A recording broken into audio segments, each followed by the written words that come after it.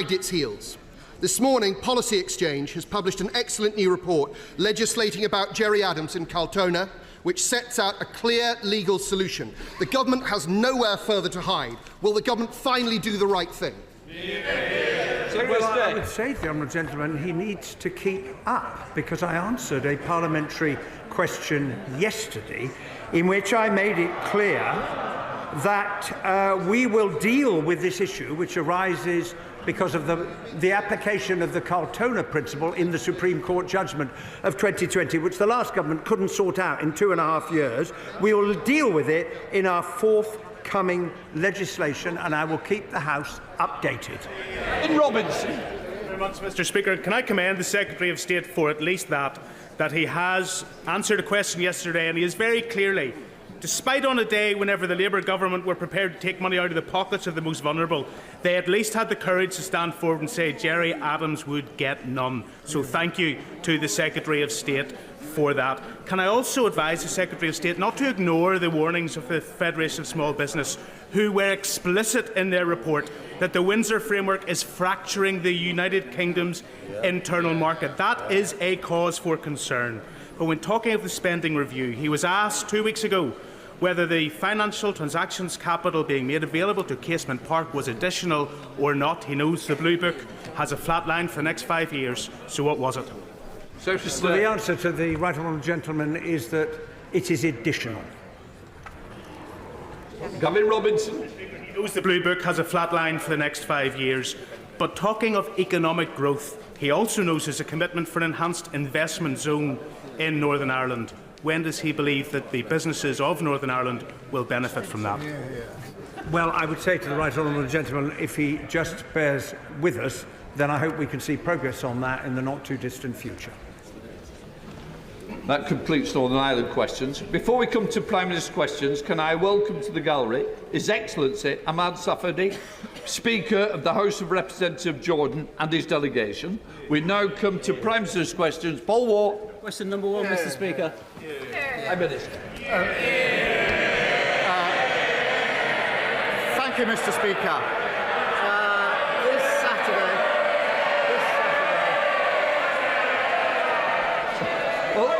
OK, there seems to be a bit of a challenge on who can cheer the most. I've never known one Prime Minister get as much cheering. Come on, Prime Minister.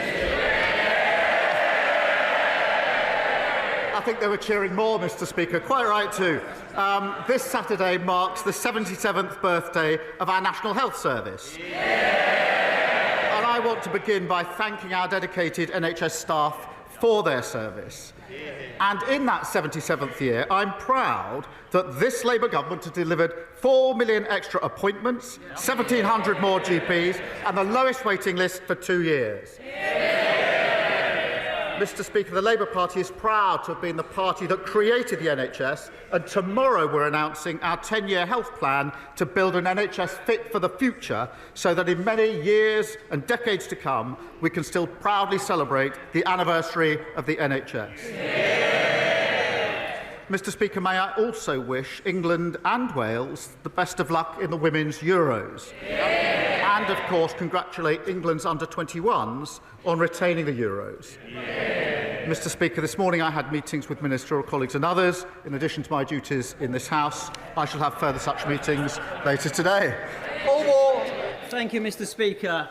When this Labour government extended free school meals to 500,000 more children last month, Laura, a working mum in Rochdale, told me it would save her £500 a year. She said, "I'm over the moon, only Labour would have done this."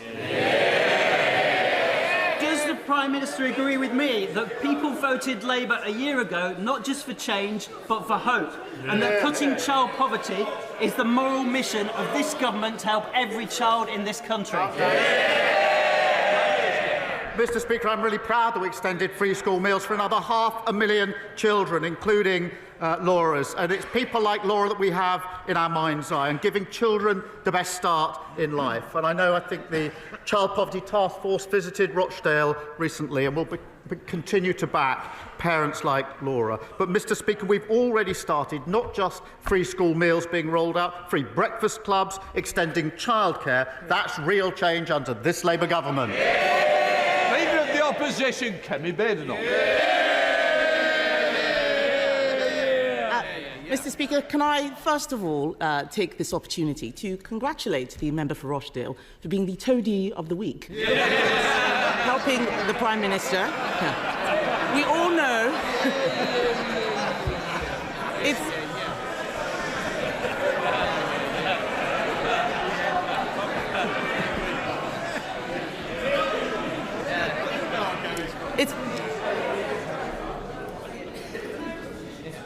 There's a lot of people wanting to catch my eye today. There are some free hits on this side. I won't waste your opportunity. It's been a difficult week for the Prime Minister. So let's start with something simple. Can the Prime Minister tell the House how much his welfare bill is going to save? Prime Minister. Mr. Speaker, let me start by saying free school matters on this side of the House.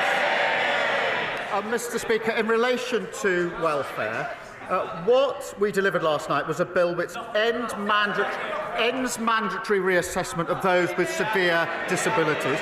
That is the right thing to do. It rebalances universal credit. That is long overdue, and it sets out a pathway to reform of PIP. Mr. Speaker, it's consistent with the principles I set out throughout. If you can work, you should work. If you need help into work, the state should provide the help. The system that they broke doesn't do so. And if you can't work... I think there's one or two I can spot immediately. Usual voices, same names, please. It's too early to leave the chamber. Prime Minister. And, Mr. Speaker, if you can't work, you must be supported and protected. The reformed welfare system that we're putting in place will be better for individuals, better for the taxpayer and better for the economy. Mr. Speaker, I don't think the Prime Minister actually watched what happened in the House yesterday. His bill was completely gutted. A U-turn in the middle of the debate, removing Clause 5. Where on earth was he? The reason why he can't answer the question is because he knows it doesn't save any money. It's going to cost millions. This is the first Prime Minister in history to propose a bill to save money who ended up with a bill which costs money. So if the bill doesn't cut welfare spending, can the Prime Minister tell the House how many people it will get into work? Well, Mr. Speaker, I'm glad she asked that because it gives me the opportunity to say we've already started changing the job centres and investing in support back into work. The Trailblazer scheme, which is doing exactly what she asked me, which is getting people back into work. The bill last night will help people back into work, and of course the Timms review is ongoing. But I tell you what won't help people back into work, what won't help control the costs, and that is voting to keep the broken system. And that is what they did last night. Everybody in this House accepts that the current system is broken. It invites the question, who broke it? They broke it. And last night, they voted for the status quo. The broken system is their policy. That won't help individuals, taxpayer, and it certainly won't help the economy. Mr. Speaker, I'll tell him what we did on welfare. Yes, they can laugh. While they're laughing, they don't know my party delivered the biggest reform of welfare in government. We got record numbers of people into work, including millions of disabled people, and we cut the deficit every year until COVID. The fact is, we're not scared of doing difficult things on this side of the House. We got people back into work. What he forgets is that since the election, since he became Prime Minister, an additional 1,000 people a day are signing on to incapacity benefits. That is 50% more than under us. 50% more than under us. And, Mr. Speaker, astonishingly, because of the mess they made yesterday, because there are no more savings, sickness benefits alone are set to rise to £100 billion on his watch. He cannot reduce that now. Mr McKee, I think we've had a run-in before. I certainly don't want any more. Seriously. You're obviously not getting your timing right because I can hear your voice every time. I'll start again, Mr. Speaker. Start again. Sickness benefits Louder for those at the back. Sickness benefits are set to rise to £100 billion because of their mess. They cannot now reduce it. They can't reduce it because after last night's humiliating U-turn, we know he cannot control his MPs. They're cheering now, but you signed the amendment. You signed the amendment. Over 100 people signed that reasoned amendment until the bill was completely gutted. He said that he would take the difficult decisions, but isn't the reality that he is too weak to get anything done? Mr. Speaker, I'll tell them what they did to the welfare system. They broke it. They broke it. And it's the same as the NHS. What did they do? They broke it. Same as the economy. What did they do? They broke it. They broke everything that they touched. And now she describes the broken system that we are trying to fix. What did she do? She voted against fixing the system that they broke. And I'll tell you, Mr. Speaker, and spell that out, they voted last night for the system that is keeping 1 million young people not learning or earning. That is a disgrace of their system. They voted for a system where we have 3 million people out of work on ill health, and they voted for that system. We're fixing it. We're clearing up the mess that they left, just like we're clearing up the NHS and the economy. He's got some brass neck. Has he read the papers this morning? Has he read the papers this morning? That bill will achieve nothing. It is a pointless waste of time and is absolute proof that he doesn't have a plan. Let me tell the House what's going to happen. In November, the Chancellor is going to put up our taxes to pay for his incompetence. We on this side of the House know that you can't tax your way to growth. But people out there are frightened. People out there... Yes. These are the same people who cheered when they talked about the NI rise and the jobs tax. Why are they complaining now? People out there are frightened. Can he, Mr. Speaker, can he reassure them by ruling out tax rises in the autumn budget? Prime Minister. Mr. Speaker, she knows that no Prime Minister or Chancellor ever stands at the dispatch box and writes budgets in the future. That isn't what they did, it isn't what we did, and she knows it. But she talks about growth. For 14 years, we had stagnation, and that is what caused the problems. And I'm really pleased, Mr. Speaker, to show the progress that we're making. I can update the House. Last week, Amazon put in £40 billion of investment into this country, one of the biggest investments of its time.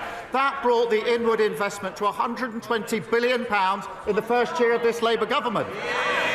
Mr. Speaker, I can also tell the House that business confidence is the highest for 9 years. That's longer than the whole time that the leading opposition's been in Parliament. And the figures this week demonstrated and showed we had the fastest growth in the G7 in the first quarter of this year. What a difference to the mess they left. That's the difference a Labour government made. Mr. Speaker, he talks about jobs. Unemployment has risen every month since Labour took office. Has he spoken to Nissan, by the way, and looked at what's happening there? This man has forgotten that his welfare bill was there to plug a black hole created by the Chancellor. Instead, they're creating new ones. They're creating new ones. She looks... Mr. Speaker, she's pointing at me. She looks absolutely miserable. Labour MPs, yeah, she looks absolutely miserable. Labour MPs, they can point as much as they like. The fact is, Labour MPs are going on the record saying that the Chancellor is toast, and the reality is that she is a human shield for his incompetence. In January, he said that she would be in post till the next election. Will she really? Prime Minister. Well, she certainly won't. Mr. Speaker, I have to say I'm always cheered up when she asks me questions or responds to a statement, because she always makes a complete mess of it and shows just how unserious and irrelevant they are. But she talks about the black hole. They left a £22 billion black hole in our economy, and we're clearing it up. And I'm really proud, Mr. Speaker, that in the first year of a Labour government we got free school meals, breakfast clubs, childcare, got £15 billion invested in transport in the North and the Midlands. With cutting regulation, planning and infrastructure is pounding forward, building 1.5 million homes, the biggest investment in social and affordable housing, and of course, Mr. Speaker, the 3 trade deals. Remember the ones that they couldn't get, including the US trade deal. On Monday, those tariffs came down. That secured the jobs at JLR. That's who we care about on this side of the House. How awful for the Chancellor that he couldn't confirm that she would stay in place. Yeah. He talks about this year in office. This week marks the first anniversary of Labour coming into office. And let's have it. Yes. The whips can't get them in the lobbies, but they can get them to cheer at the right time. Yeah. The fact is, his own MPs are saying this government is, and I quote, incoherent and shambolic. That's Liverpool Wavertree that said that. I could go on and on. But the fact is, it's been mistake after mistake after mistake. There is no plan to get people into work. There is no plan to cut the welfare budget. There is no strategy. There is just a series of humiliating U-turns like winter fuel, like grooming gangs. Mr. Speaker, what's really shocking is that every other party in this House voted for even more welfare spending yesterday. Yes, those MPs behind him and the Lib Dems and Reform. The Conservative Party believes that this country needs to live within its means.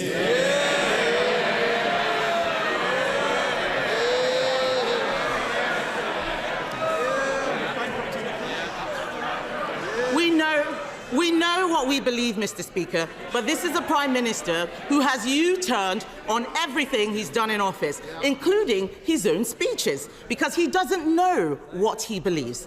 With left-wing Labour MPs now running the government, isn't it working people who will now pay the price? Mr. Speaker, this is why she always cheers me up. She talks about living within their means, having left a £22 billion black hole. Mr. Speaker, she talks about the first year. I'm really proud of our first year in government. We promised, Mr. Speaker, 2 million extra NHS appointments. We've delivered 4 million. A promise made and a promise delivered. We promised the biggest upgrade to workers' rights in a generation within the first 100 days. Promise made, promise delivered. We promised free breakfast clubs. That's a promise made and a promise delivered. Banning bonuses for water bosses who pollute our rivers. That's the mess they left. A promise made and a promise delivered. Creating GB Energy. A promise made and a promise delivered. The largest increase in defence spending since the last Labour government. A promise made and a promise delivered. And putting more money in the pockets of working people, particularly the 3 million who are the lowest paid through the national minimum wage. A promise made and a promise delivered. We're only getting started, and the Chancellor has led on all these issues, and we're grateful to her for it. Natasha Iron. Thank you, Mr. Speaker. Mr. Speaker, unlike the members opposite, this government has not dragged its feet in banning zombie knives, ninja-style swords and its effort to tackle knife crime. And in Croydon, where youth violence has cast a devastating shadow across our communities, our local police is running a surrender scheme this month to get these dangerous weapons off our streets. So will the Prime Minister join me in commending the tireless work of Croydon's police officers? And will he outline what his government is doing to ensure the Met Police has the resources it needs both to protect neighbourhood policing and to face the unique challenges that they face? Prime Minister. Well, she's right to raise the importance of banning these despicable weapons, and I know how much she cares about this issue. The ban on zombie knives and machetes came into effect last year, and the ban on ninja swords will come into effect this August. The Crime and Policing Bill will increase penalties for illegal sales and give the police new powers to seize knives. Mr. Speaker, I have to say this. What did the party opposite do when we put that bill before the House to take these measures? They voted against it. And knife crime went up, soared on their watch, and they've clearly learned absolutely nothing. Sir Ed Davey, Leader of the Liberal Democrats. Thank you, Mr. Speaker. Yesterday, the government was asking this House to vote for a law that would mean someone with a condition like Parkinson's or multiple sclerosis would qualify for a personal independence payment today, but someone diagnosed with the same condition, with the very same symptoms, in a few months' time would not. We all know that the cost of welfare needs to come down, but that was not a fair way to do it. Until he lost control yesterday, the Prime Minister was arguing for that approach. Has he changed his mind on this or not? Prime Minister. Mr. Speaker, the Stephen Timms review will take place. It's a very important review to look into this issue. But what we did do last night was end mandatory reassessments for those with severe disabilities. I thought that he and his party cared about things like that. It's the right thing to do, and they voted, Mr. Speaker, against it. We rebalanced universal credit, long overdue. I think he believes that. But what did he do last night? He voted against it. We set out a pathway to reform PIP, something he argues for every week. And what did he do when he had the chance? He voted against it. Sir Ed Davey. Mr. Speaker, the House and his backbenchers will note that he didn't answer my question. Moreover, if he looked at our proposals for welfare reform, for cutting down the bill, he wouldn't be in the mess that he's in. But moving on, Mr. Speaker, from Hillsborough to Grenfell, Primados to Horizon, the contaminated blood scandal to nuclear test veterans, the bereaved and survivors of some of our country's most appalling scandals have come together to call for a legal duty of candour and the secondary duty needed to make it practical and effective for investigations and inquiries. Now they're frightened that the government is watering down these proposals to such an extent that they would be toothless. So after months of delay, can the Prime Minister reassure campaigners that his Hillsborough law will include a real legal duty of candour as he promised? Prime Minister. Yes, it will. And as he may know, I've known some of the families from Hillsborough for many years now. I met them over a decade ago and know exactly what they have been through, and the various other groups that have suffered similar injustices with similar follow-up, which is an additional injustice on top of the original injustice. And that's why we will bring forward a Hillsborough law. It's a commitment I've made. I have been talking to the families in recent weeks, personally myself, to make sure that we get this right, and it is important that we get it right, but it will have a legal duty of candour. Kim Johnson. Thank you, Mr. Speaker. Follow-on question. The Prime Minister visited my constituency in 2022 and told families, and I quote, "One of my first acts will be to put the Hillsborough law on the statute book." Repeated the same promise at conference last year that the bill would be published at the anniversary in April. That didn't happen. However, the government are now planning to table a watered-down version that doesn't deserve to be named Hillsborough law. After PMQs, my honourable friend, the member for Liverpool West Derby, will introduce the real Hillsborough law. So can the Prime Minister finally honour his promise and back the law in full? If not, why not? Prime Minister. I'm grateful to her for raising this and remember well the visit that we had. This is a really serious issue, Mr. Speaker. It is important that we get it right. I am fully committed to introducing a Hillsborough law, including a legal duty of candour for public servants and criminal sanctions for those that refuse to comply. It is important we get it right. I have been personally engaging with some of the families on this because, as I say, I've been involved and seen firsthand what they've been through for over 10 years. I first met them when I was Director of Public Prosecutions and was a consideration of what order certain things would happen. That was about a different issue, actually. It was about an issue of great concern to them. But she's right to raise this. We will bring this forward. I just want to take the time to get it right and then put it before the House. Stephen Flynn. Thank you, Mr. Speaker. In his victory speech last year, the Prime Minister promised to end the chaos. Does he think that the public still believe him? Prime Minister. Well, Mr. Speaker, we've delivered more in the first year of a Labour government than they've delivered in 20 years. Let me give him one example. We had waiting lists. We said we'd do 2 million extra appointments. We've done 4 million for the NHS in England. What a contrast, Mr. Speaker, where they've been in charge for that 20 years. Scotland's doctors now saying, in the past week, I think, and this is their quote, that the Scottish NHS is, their quote, dying before our very eyes. They should be ashamed. Their own Public Health Minister is admitting that the SNP failure is costing lives. Scotland need new direction so it can bring waiting lists down in Scotland, just like we've done in England. David Taylor. Thank you, Mr. Speaker. Hemel Hempstead is a new town that was built by a Labour government after the Second World War and provided decent housing to families like mine.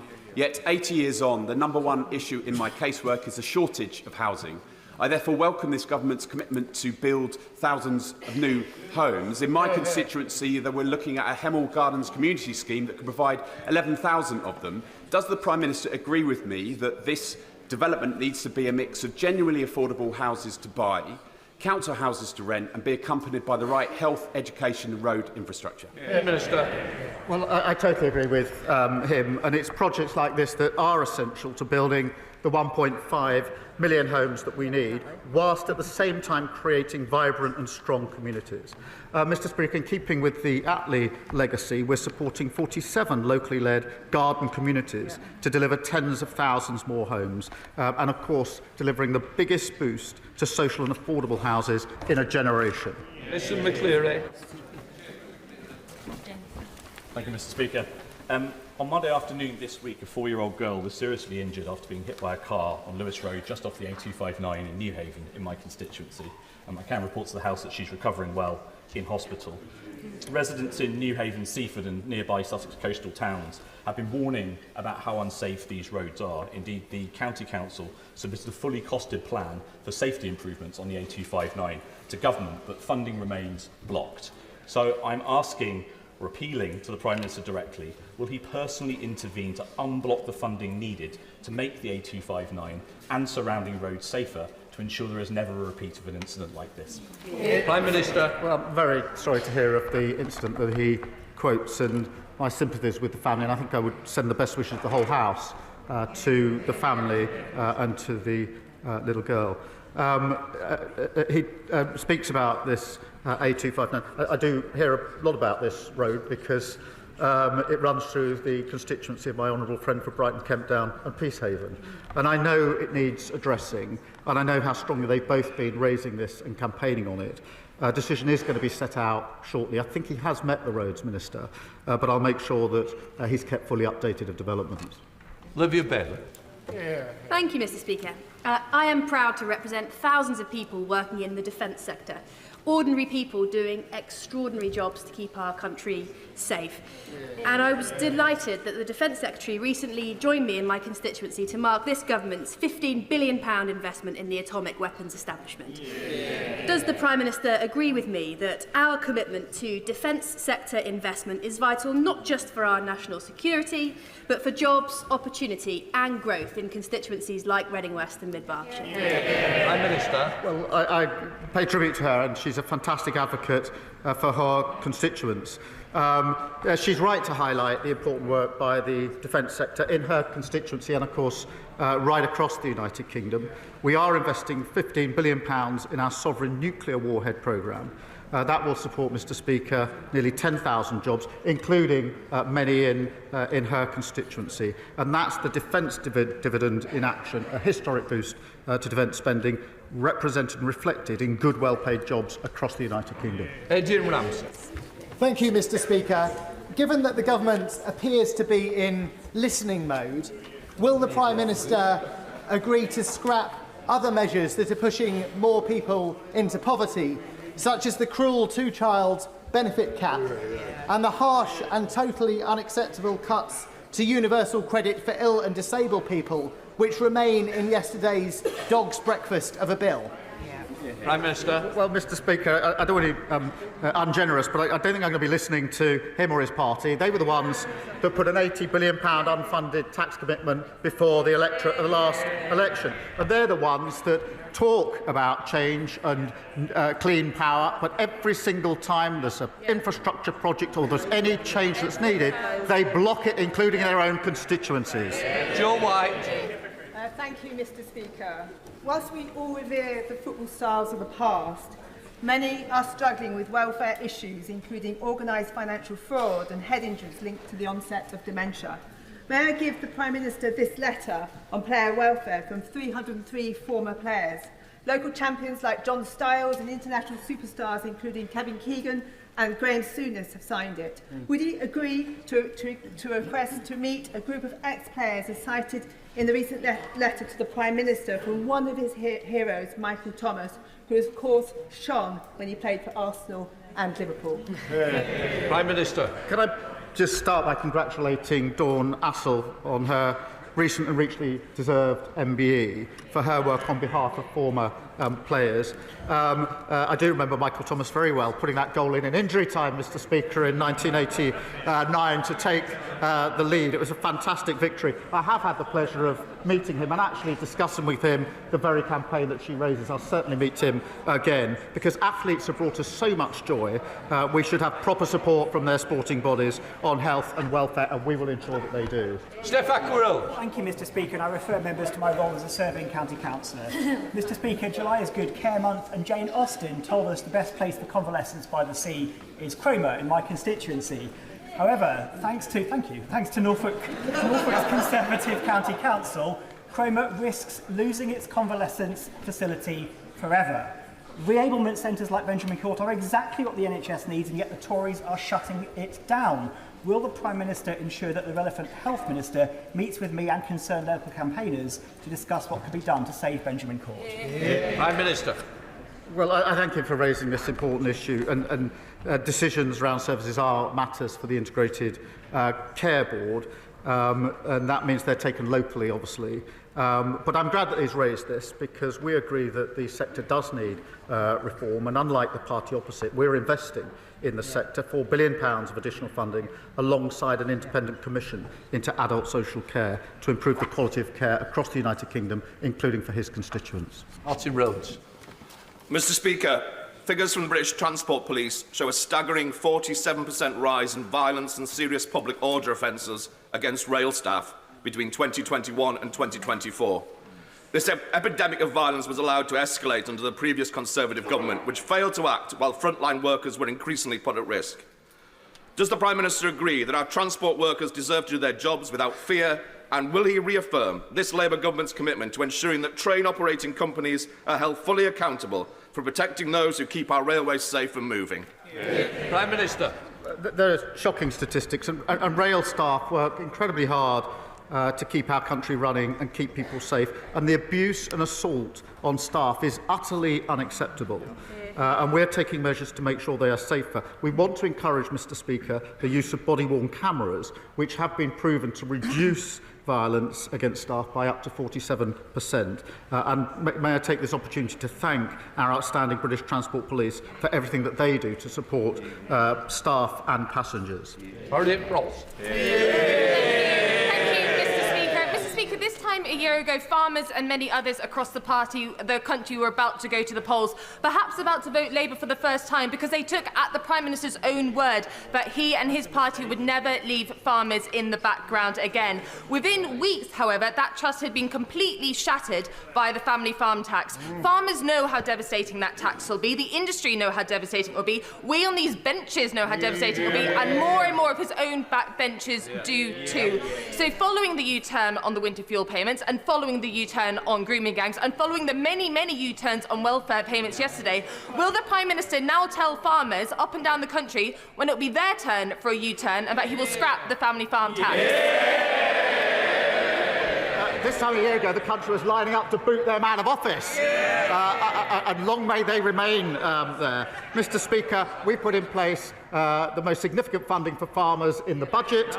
We've got a roadmap for work for farmers that we're working on, and of course, where they fail to actually spend the money, we're spending it with farmers. Charlotte Littles. Thank you, Mr. Speaker. The nuclear industry provides over 29,000 jobs across the North West, including thousands in Birchwood Park in my constituency, which is a globally leading centre of nuclear innovation. I welcome the government's new modern industrial strategy, which will give businesses the confidence to invest after years of economic chaos under the last government. Can the PM outline how the industrial strategy will support the growth of the nuclear sector, which is vital for our energy security and creating thousands more high-paid, high-skilled and unionised jobs? Prime Minister. She's a champion of nuclear, and I know how important it is to thousands of her constituents. Mr. Speaker, we are securing homegrown energy and driving bills down by unleashing a golden age of nuclear. That includes Sizewell C, which we announced just 2 or 3 weeks ago, small modular reactors, and that means jobs, investment and opportunities across the country, including in her constituency. Victoria Collins. Thank you, Mr. Speaker. The rush changes to the welfare bill not only left Parliament with whiplash, but more importantly, have left many vulnerable people living in limbo, like Chris or Emma in my constituency who were set to lose PIP that they rely on for work. And Chris has already lost a vital carer through all of this uncertainty. It is not right that in a society, vulnerable people have to be worried about what the government will do next. Does the Prime Minister understand that this has eroded trust at a time when we need it most? Prime Minister. Mr. Speaker, I think what would be better for building trust is an accurate description of what we're doing. The Stephen Timms inquiry review is really important to look at this really important issue, but we have to get on and reform. We have a broken system that is not working for those that are using the system. It's not working for the taxpayer. It's not working for the economy. We have to get on and reform it, and we'll do it in the way we set out yesterday. Peter Dowd. Thank you, Mr. Speaker. May I pay tribute to veterans of the Royal Naval Association Crosby branch who are in the gallery today. Mr. Speaker, Gabe Santa, a 15-year-old, fell to his death from a multi-storey car park in Liverpool in 2020. He is one of the many dying in such tragic circumstances, including in my constituency. My multi-storey car park safety bill seeks to prevent such deaths. Will the government look carefully at its contents as part of a national suicide prevention strategy? Minister. The answer is yes, we will look at the content of it, and I'm grateful to him for raising it. I think across the House we've all got tragic experience of suicide, and our thoughts are with Gabe's family and with his friends.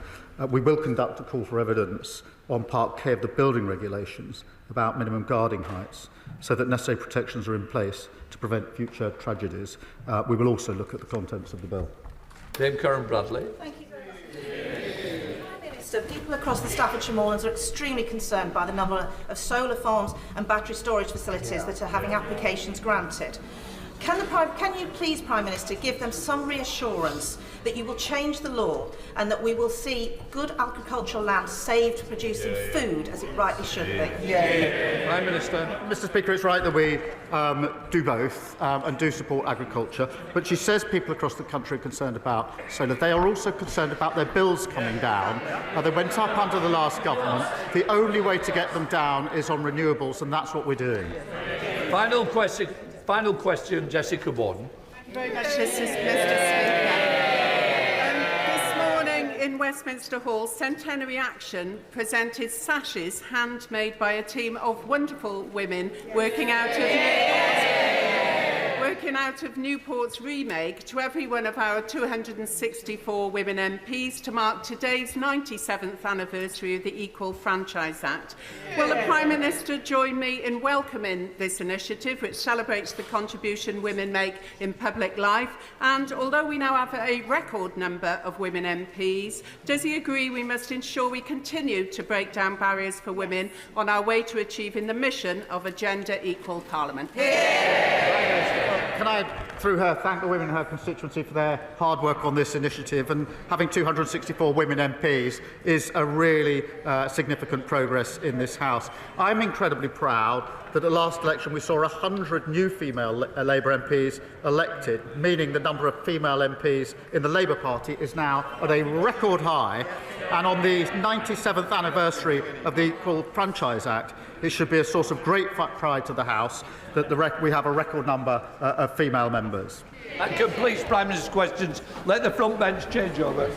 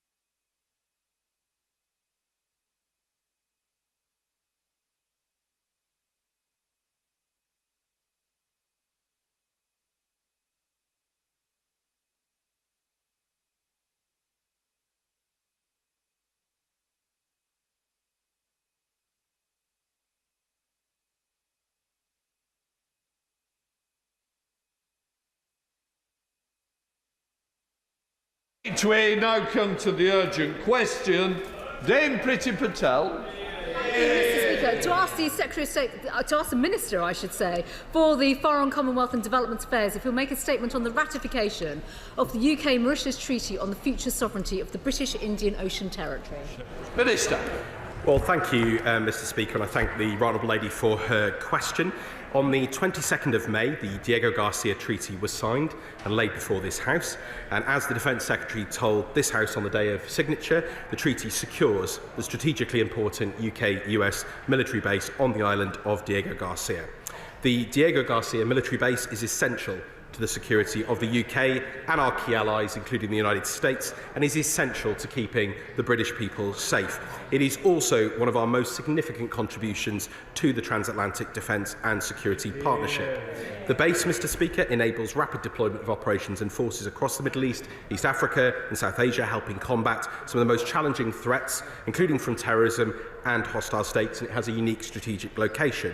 The treaty ensures, Mr. Speaker, that the UK remains complete operational control of Diego Garcia well into the next century. It has robust security measures that prevent threats from the outer islands of the archipelago, and these include a 24 nautical mile buffer zone where nothing can be built or placed without UK consent, a rigorous process to prevent activities on the wider islands, a strict ban on foreign security forces on the outer islands, whether civilian or military, and a binding obligation, Mr. Speaker, to ensure the base is never undermined. These robust provisions provide the UK with an effective veto over any activity that presents a clear and direct threat to the base on Diego Garcia, and they will categorically prevent our adversaries from compromising the base. Mr. Speaker, the treaty then sets out that it can be ratified once both parties have completed their relevant domestic processes, and for the UK this of course includes scrutiny of the treaty by Parliament and making the necessary changes to domestic law. The treaty was laid before the House on the day of signature for scrutiny under the usual process set out in the Constitutional Reform and Governance Act, and we welcome the report into the treaty by the International Agreements Committee in the other place, which recognised the importance of ratifying the treaty to secure the base, and the debate on Monday in the other place, in which peers rejected a cynical Conservative motion to block ratification. Nevertheless, Mr. Speaker, before the treaty is ratified, the government will also bring forward, as I've said on many occasions, primary legislation which will be scrutinised and debated in the usual way, and secondary legislation as necessary. And ahead of ratification, Mr. Speaker, the government will also make a ministerial statement in both houses, providing a factual update on Chagossian eligibility for resettlement and on the modalities of the Chagossian Trust Fund, and that will also enable further discussion in a proper matter. And the treaty will then enter into force on the first day of the month, following the date on which both parties have exchanged letters confirming these processes are complete. Mr. Speaker, this landmark agreement secures the future of our strategically critical UK-US military base on Diego Garcia, as I said, a crucial contribution to the defence and security partnerships that we hold. And as the Defence Secretary told this House, there was no alternative but to act, and in so doing we have protected Britons at home and overseas. And indeed, Mr. Speaker, if the opposition do not recognise that fact, why did they start negotiating in the first place? Shadow Forest Secretary, Dame Priti Patel. Answering this urgent question, with the 21-day CRAG process about to conclude, it is a disgrace that Labour have breached the parliamentary conventions and denied this House a meaningful debate and vote on ratification. The Minister says that we'll get a vote on the bill, but having a vote on the bill is not the same as voting on a treaty under CRAG. Earlier this week, the House of Lords, the other place, had a debate and vote where the Lib Dems sided with Labour in backing this £30 billion surrender treaty, which is subsidising, Mr. Speaker, tax cuts in Mauritius. So why can't we have a debate and a vote in this House? What are ministers afraid of? Are they afraid that their backbenchers, now worried about benefit cuts and the impact of unpopular tax rises, will question why so much money is being handed over for a territory that we own and force them into another embarrassing U-turn? Are they afraid that MPs across the House will do the maths even and see that the actual money going to Mauritius will be at least £30 billion and not the £3.4 billion accountancy valuation claim that ministers talk about? Are they afraid that Labour's barefaced hypocrisy and appalling treatment of the Chagossian community will be exposed? The minister once said the people of Chagos must be at the heart of the decisions about their future, but this surrender treaty betrays them. He has betrayed them, leaving any decisions on resettlement and support through the Trust Fund in the hands of Mauritius. With a legal case ongoing, will the Minister extend the CRAG process until all legal challenges have concluded? Will the Minister finally admit that Labour made October's bad deal even weaker by giving up the unilateral right to extend the lease on the base and ditching the clause authorising the UK to exercise sovereign rights? Is the Prime Minister, as the Prime Minister of Mauritius has said, they so willing to finally admit this? And can he confirm that there are no guarantees that the current levels of marine protections will continue? There is too much ambiguity around this, and we've not had the clarity. No guarantees on security, on the safeguarding, unanswered questions about notification requirements around the base, no guarantees that Mauritius won't pursue further lawfare to stop operations at the base if they think it'll convene international law, including trying to block nuclear weapons with the Pendelana Treaty, and that applying now to the Chagos Islands. He should scrap this treaty, Mr. Speaker, or at least have the courage to bring it here for a proper debate, full scrutiny, and finally, Mr. Speaker, a vote in this House. Mr. Speaker, I do genuinely have to say, and I say this to somebody who has respect for and likes, indeed, the Honourable Lady, that I am disappointed by the tone of these remarks, and I don't know who writes this stuff, but it's I don't know whether it's just performative politics or rhetoric, I don't know what, but I should point out, Mr. Speaker, that I have received and answered over 100 written parliamentary questions from the Right Honourable Lady. I've answered over 250 questions on this deal and the process in total. We've had no less than 6 urgent questions in this House. We've had 2 statements from the Government by the Foreign Secretary and the Defence Secretary. I personally, Mr. Speaker, briefed the Right Honourable Lady and answered many of her questions in my office just a couple of weeks ago in good faith and in detail.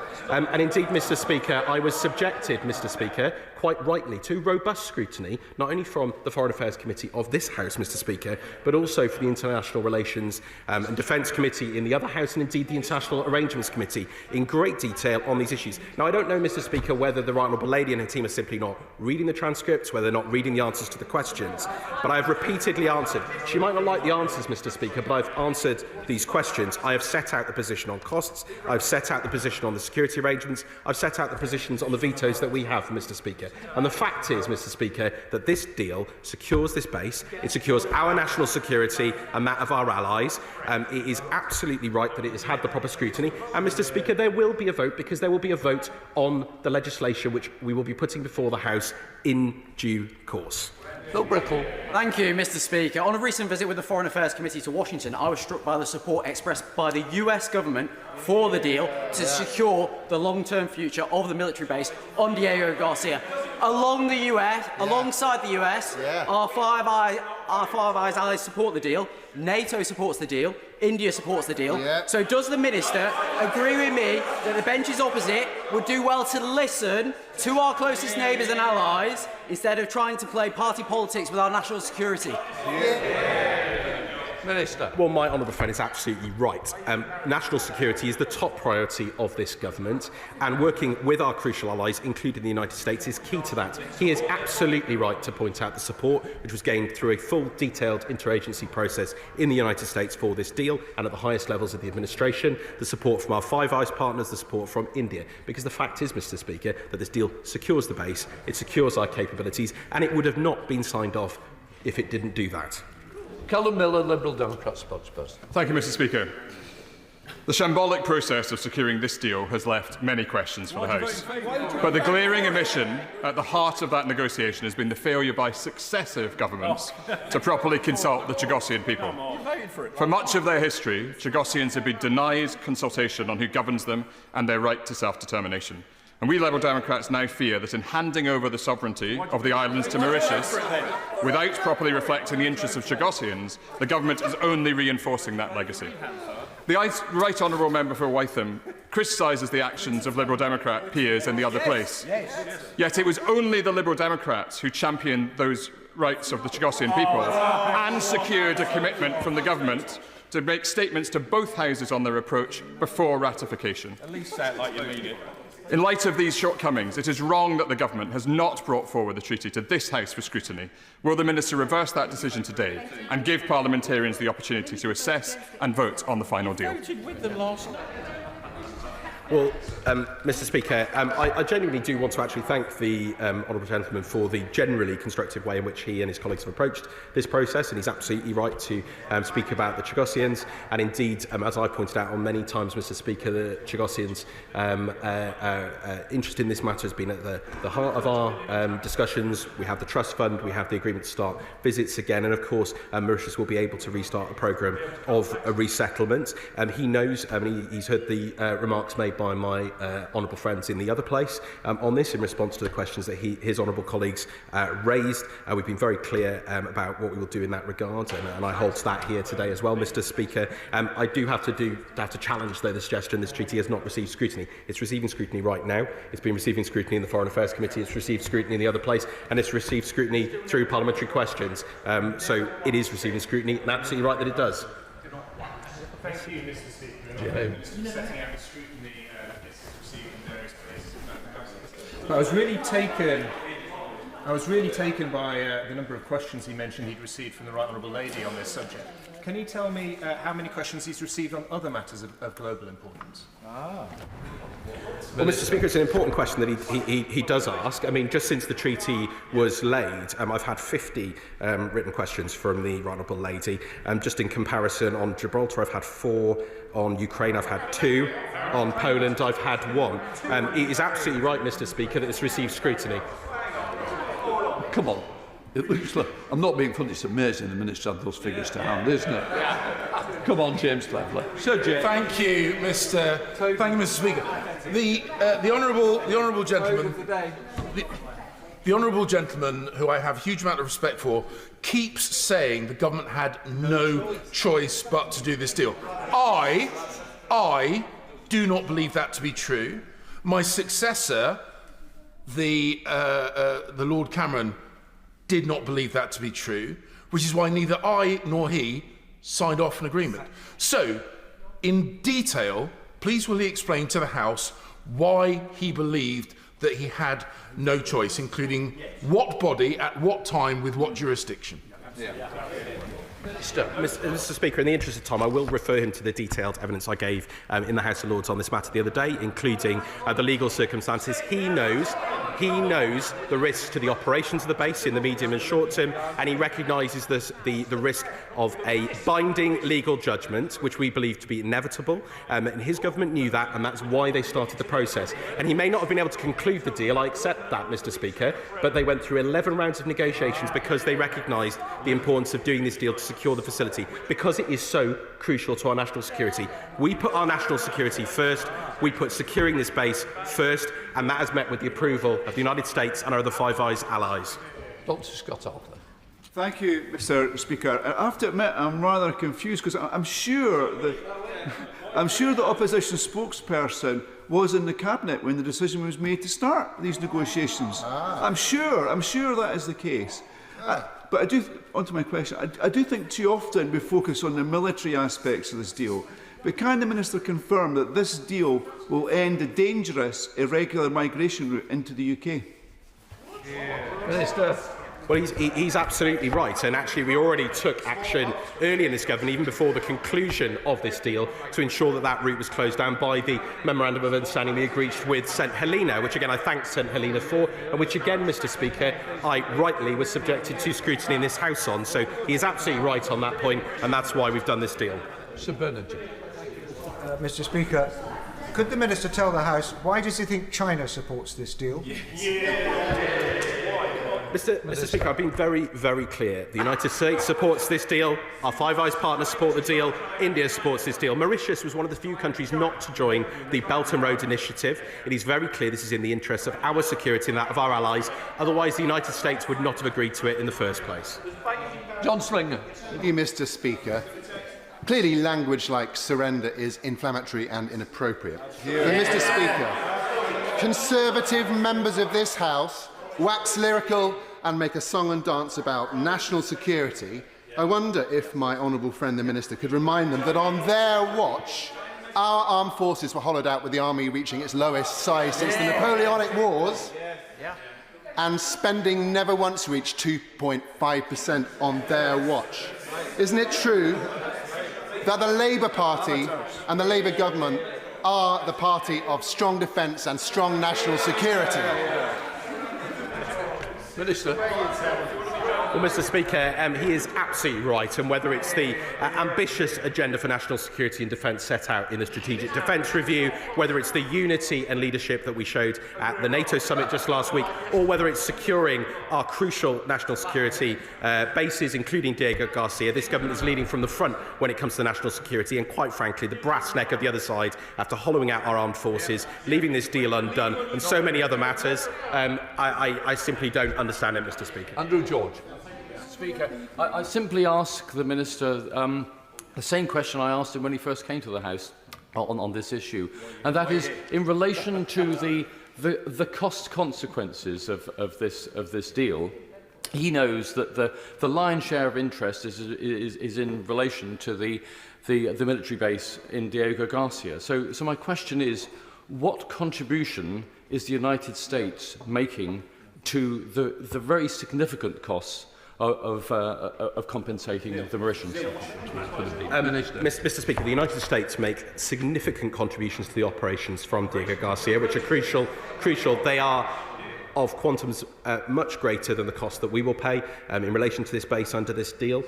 They benefit to the United Kingdom, the United States and our allies is, Mr. Speaker, priceless. And this government will not scrimp on our national security. Peter Swallow. Mr. Speaker, the cost of this deal is equivalent to 1/4% of our defence budget, and that's against a government who has increased defence spending, the highest sustained increase to defence spending since the Cold War. So when the Minister speaks to our international friends and allies, what is their message about the work that we are doing to restore confidence in national security and our reputation on the global stage? And what message should the opposition take from those conversations? Minister. Well, I repeatedly hear a strong vote of confidence in our investment in national security and defence from whether it's our European partners or whether it's from the United States. And when you look at our leadership at the NATO summit and indeed in our ongoing support for Ukraine, which of course we agree on across this House, but he asks about the value and the costs, and I've set out the costs on a number of occasions, Mr. Speaker. But as he says, it's just a fraction of 1% of our annual defence budget. It would pay to run the NHS for just 5 hours.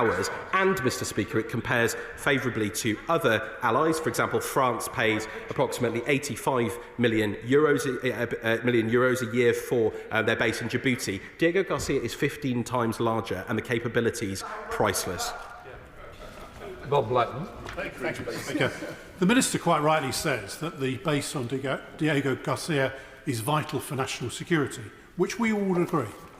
The key issue then is, what is the notification that has to be given to the Mauritius government of the base being used for operational purposes? Minister.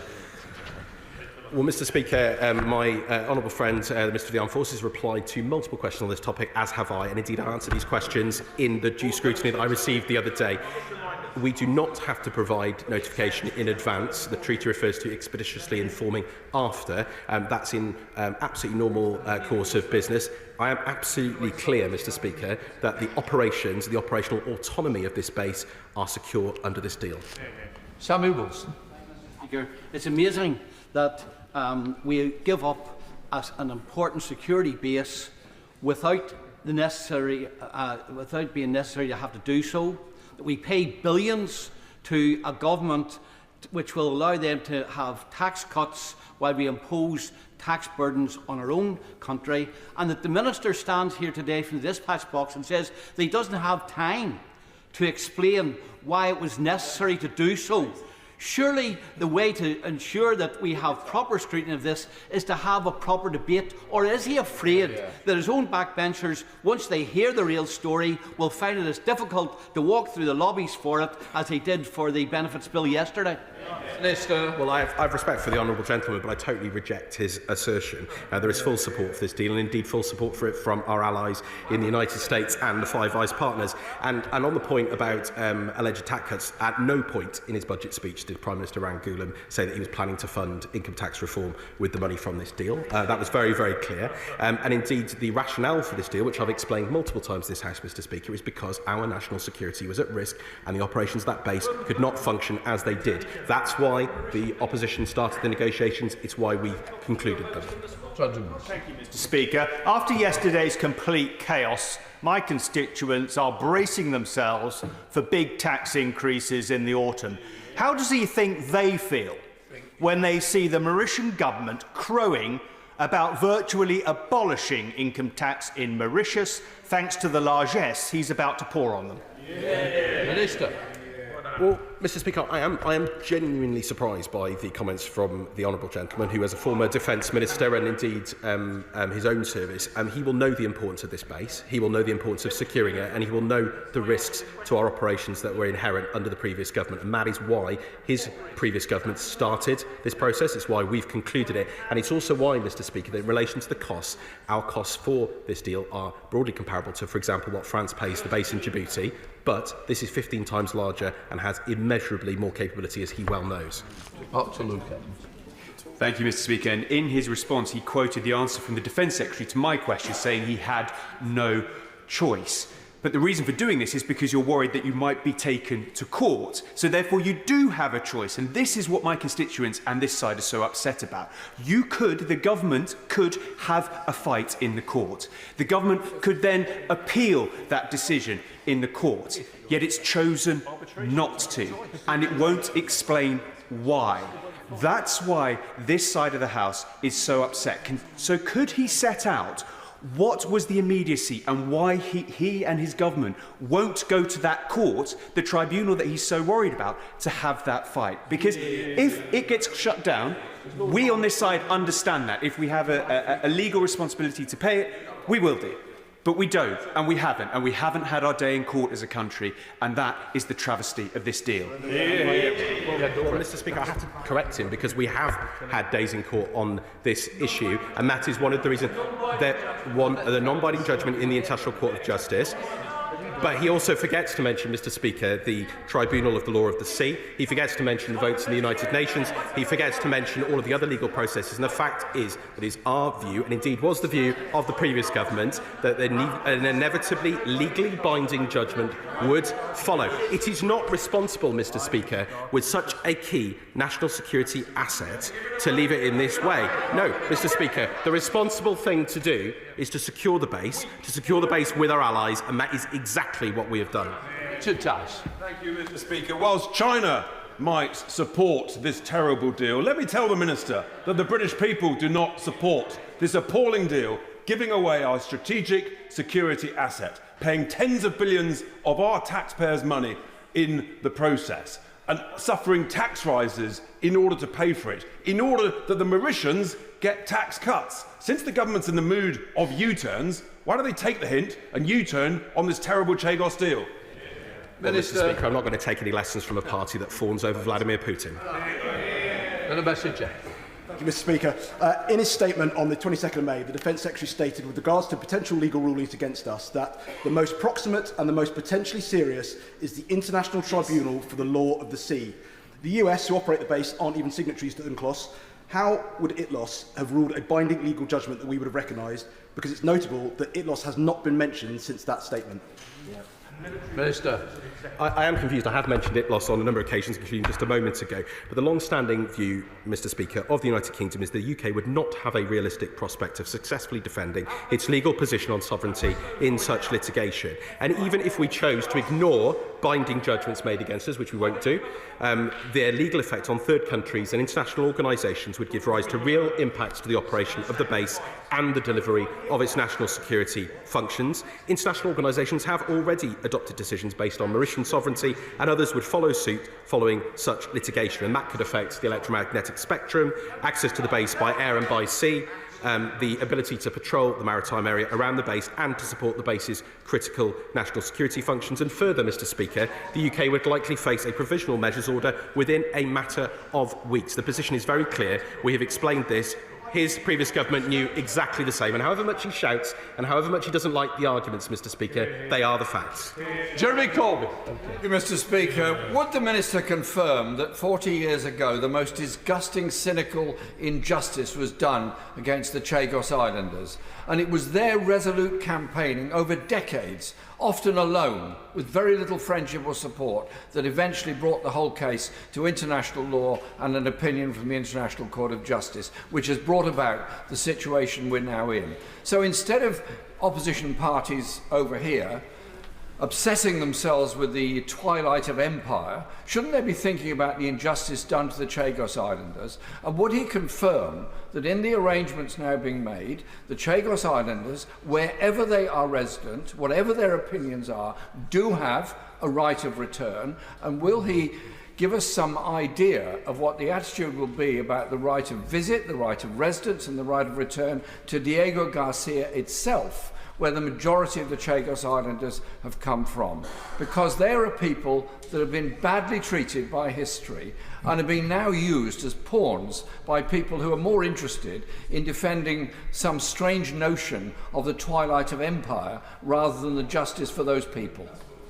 Minister. Well, Mr. Deputy Speaker, the primary purpose of this deal was, of course, to secure the base on Diego Garcia and the national security of the UK and our allies. But he is right to point out the situation regarding the Chagosians historically, and we have expressed deep regret for the way that they were removed from the islands in the 1960s and 70s. Indeed, that's on the face of the treaty. We recognise the importance of the islands to the Chagosians, as well as the different views within the community that he's well acquainted with. We will be restarting those visits, including to Diego Garcia. The programme of resettlement to islands outside Diego Garcia will be for Mauritius to determine, but we've committed to the members on the Liberal Democrat benches in the other place that we'll be providing further statements on that in due course and how that will work. We've also got the trust fund, we've also got the support we provide here in the UK. So we are listening to the different Chagosian groups and we're trying to make sure that their interests are at the heart of this as we move forward. The Minister will be aware of a pending judicial review challenge focused on the lack of consultation with the Chagosians. Why was there not full and adequate consultation with the Chagosian people? Minister. Well, Mr. Deputy Speaker, I'm not going to comment, obviously, on ongoing judicial matters, but as I've set out a number of times, the negotiations were necessarily between the UK and Mauritius. However, we recognise the importance of the islands to Chagosians, and that's why the measures that we've set out, I set out to the Right Honourable Gentleman a moment ago, have been put in place. Order. Point of order. Thank you, Mr. Deputy Speaker. In answer to the Honourable Gentleman for St Ives, the Minister seemed to imply, to our ears anyway, that the United States would be paying, and I think he said, a larger quantum of the funding for this deal. Now, I think he was referring to the operational cost of the base, but therefore, can I ask for confirmation that the United States is not contributing at all to the £30 billion lease under this settlement? Order. That's not a point of order for the Chair, as the Honourable Gentleman appreciates. But if the Minister wishes to respond, I'll allow him to do so. Further to that point of order, Mr. Deputy Speaker, and perhaps it was the noise, perhaps it was the shouting, I was very clear the United States contributes to the operations on Diego Garcia, and rightly so, and there's establishment of that in relation to the exchange of notes between the UK and the United States. They're not contributing towards the costs of the treaty deal. Order. That concludes the discussion on the urgent question. Can the front benches now change as swiftly as possible, please?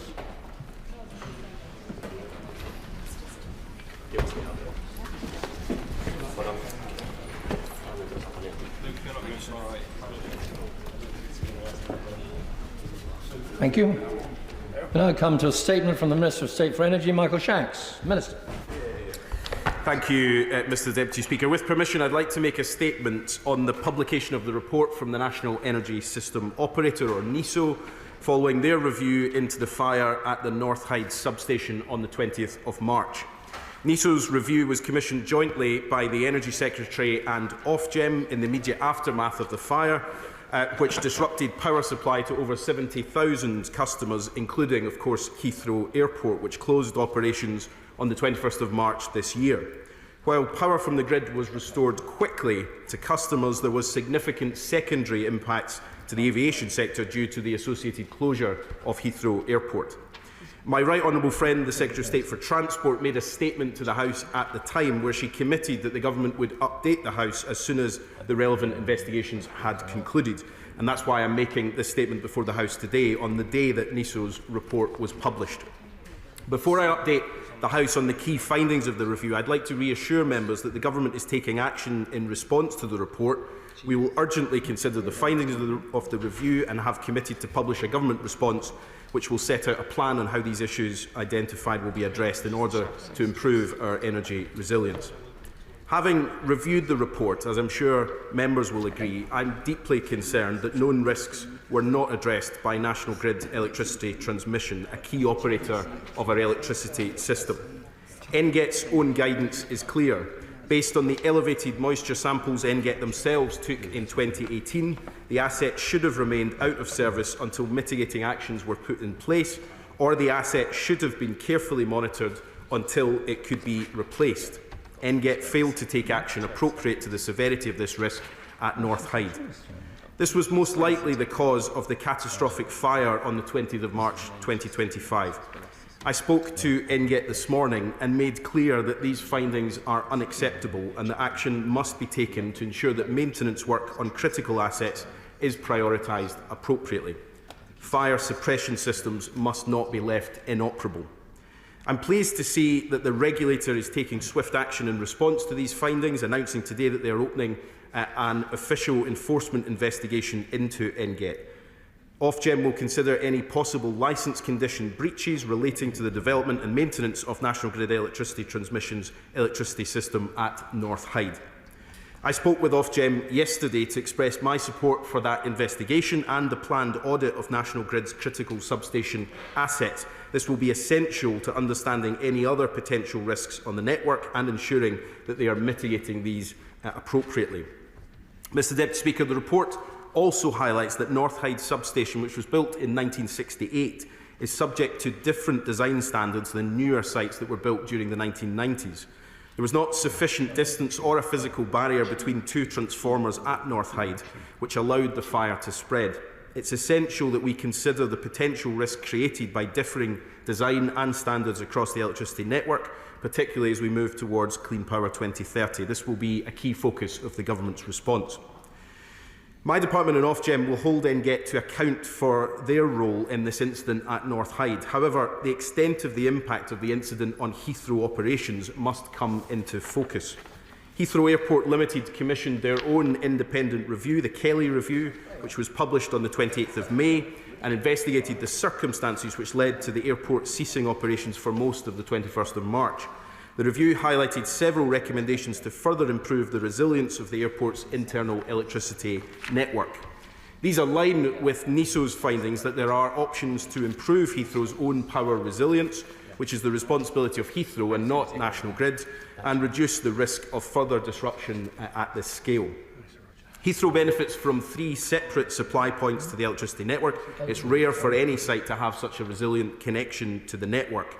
As no energy system can ever be free from disruption, this is an opportunity for Heathrow to consider investing in their internal electrical distribution network to take advantage of these multiple supply points. I welcome the continued effective collaboration between Heathrow and energy operators as part of this review. My department and the Department for Transport will work to ensure that this collaboration continues across these critical sectors. Now, whilst these incidents are rare and the UK has a robust and resilient system, there are of course always wider lessons to be learned. The majority of recommendations made by NISO in their report suggest potential improvements that could be considered by operators across the energy sector. And in collaboration with NISO, Ofgem and other industry partners, my department will ensure the delivery and implementation of these energy recommendations. However, the report findings are also applicable to wider government policy on resilience, both in the energy sector and across other critical national infrastructure sectors. Ensuring the protection and resilience of critical national infrastructure continues to be a key priority for government, with action already being taken. The government's recently published 10-year infrastructure strategy committed to strengthening resilience standards across critical national infrastructure, and the Cabinet Office will imminently publish the UK Government Resilience Action Plan, which will articulate government's new strategic approach to resilience and is the outcome of the resilience review announced by the Chancellor of the Duchy of Lancaster in this place last year. My department is already taking steps to enhance our current approach to the designation of critical national infrastructure in the energy sector. We've recently introduced specific licence conditions which give NESO responsibility for data gathering and technical analysis to independently inform the government's decisions on the designation of CNI, ensuring our most critical infrastructure in the energy sector is always as resilient as possible. We will work with the Cabinet Office and wider government to develop a full response to this North Hyde report and set out how we will tackle some of the cross-sector resilience challenges highlighted, particularly given the importance of the energy sector for the continued operation of so much of our critical national infrastructure. In closing, Mr Deputy Speaker, I want to restate that Great Britain continues to have a resilient energy network, and while incidents like this are rare, it is essential that we learn the lessons to maintain and, where possible, improve our resilience. The government response will set out our plans for how we will continue to do so. And finally, I'd like to thank NESO for carrying out such a comprehensive review over the past 3 months. The report shows the value of learning from past emergencies such as this. NESO's newly established functions in energy resilience will enable government, the energy industry and the regulator to truly understand whole energy system risks and mitigations, proactively ensuring that Great Britain continues to have a reliable energy supply which is critical to the whole of society. And I commend this statement to the House. May I take this opportunity to welcome the Right Honourable Lady back to her place in the House and call the Shadow Secretary of State, Claire Coutinho. Thank you, Mr Deputy Speaker. I feel older, wiser and significantly more sleep deprived. But I thank the Minister for advance sight of his statement, and I'd also like to thank the NESO for their rapid work. The report is clear that there have been serious failings by the National Grid to fix an issue that they knew about for 7 years. The Minister is right, that is unacceptable. But what is most important is what happens now. So can I first ask the Minister, who at National Grid made the decision to defer critical maintenance of the transformer in 2022? He said that he would hold them accountable. Can I ask him how? He spoke about breaching licence conditions. What are the penalties for doing that? And what are the accountability mechanisms that he will use? Second, the report says that the North Hyde site did not meet modern standards on physical barriers between transformers. Can the Minister confirm he has asked National Grid to review substations with transformers built before the current standards were put in place? And third, what steps will he take to look at the resilience of our energy system, particularly in light of the heightened geopolitical risk that we all face? Mr Deputy Speaker, the key message we should take from the report on the Heathrow blackout is the importance of critical national infrastructure to our energy security and to our national security. And in that regard, it is his Secretary of State who is playing with fire.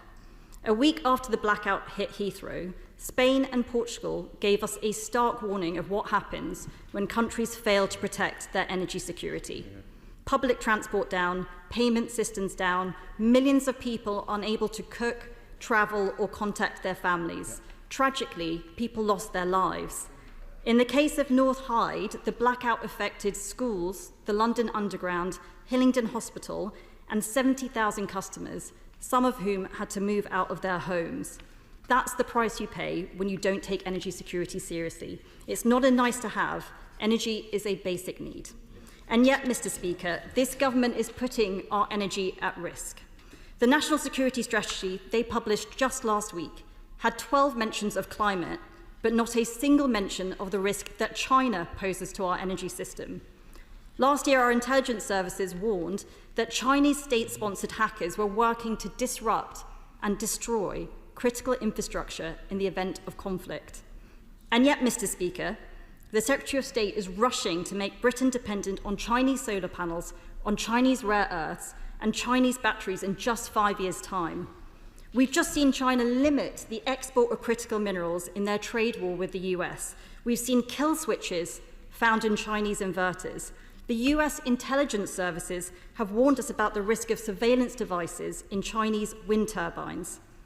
I first wrote to the Secretary of State 8 months ago, asking him to publish an assessment of what his targets mean for our reliance on Chinese imports. He hasn't even bothered to reply. If the Secretary of State wants to hand over the keys of our energy supply to the Chinese Communist Party, he should come to this House and explain why. Mr. Speaker, we're also lucky enough in this country to be surrounded by our own gas fields, but the Secretary of State doesn't care. This is a man who would rather import gas from Norway, from the very same fields in the North Sea that he's banning Britain from using. This is a man who's pouring concrete down our gas wells, and this is a man who is blocking off any contingency plan that Britain might need in a crisis. I don't say this lightly, Mr. Deputy Speaker, but this is a man who's putting our national security at risk. Today we are talking about the first transformer fire in a decade in this country, and he didn't even bother to turn up. And that's the problem. The Secretary of State might prefer to be in Brazil or Baku or Beijing or wherever he is today, but he should be here to explain himself, because as the former head of MI6 said, he's pursuing an energy policy that is completely crazy when it comes to national security. I want clean energy from nuclear, from SMRs, from the next generation of British innovation. But first and foremost, I want energy that keeps the lights on and keeps bills down. This government is going to leave us completely reliant on foreign imports, from China, from Norway, from Qatar, from anywhere, as long as it's not Britain. So the NISO and Ofgem will do their work, but he must do his work too. So alongside the work of the North Hyde report, can he confirm he will come back to the House and update the House on his plans to protect the energy resilience of this country? Well, I was going to start, and I will, regardless of the rest of that speech, by warmly welcoming her back to her place as the Shadow Secretary of State. I will miss sparring with my Scottish colleague, although I'm sure we will still have opportunities to do so. And the Right Honourable Lady might come to miss the lack of sleep at home rather than the noise in this place. But anyway, she's very welcome back. She has obviously taken the last few months to write a wrap-up speech on a whole range of different issues, and I'm glad to give her the opportunity here to pontificate on many of those things. But let me stick to the questions related to the statement that I've delivered to the House today. Firstly, she asks about the role that National Grid has played in this. Ofgem's opened an enforcement investigation into this incident to get to the bottom of exactly what National Grid has done or not, and whether there are possible breaches of licence. That investigation should now take its course. There are clearly very serious questions to answer, and that's exactly the point that I put to National Grid today. I've asked for an immediate response and what the action are that they're taking, and some assurances that there isn't further maintenance backlogs that they haven't acted on, and I expect that by the end of this week. They have also Ofgem have also instructed a wider audit of maintenance work across the energy system, which will identify if there are any similar issues to this. On the point of being held accountable, clearly I'm going to wait for the outcome of Ofgem's investigation, and it is the responsibility of Ofgem as the regulator to determine if they are in breach of any of their licence conditions, what the appropriate action should be on that. But I'll obviously wait for those findings to come through. In terms of the physical barriers, she raises an important point, and clearly there is a difference between when some of our infrastructure was built and different standards that were in place at different times. I think there is a wider review that we need to make to see what is actually possible with some of this infrastructure. It won't always be possible to build them to the standards we now expect, but everything that is being built now is being built to the higher standards. But I want the same assurances that she's called for, that anything that was built previous to those is safe, clearly.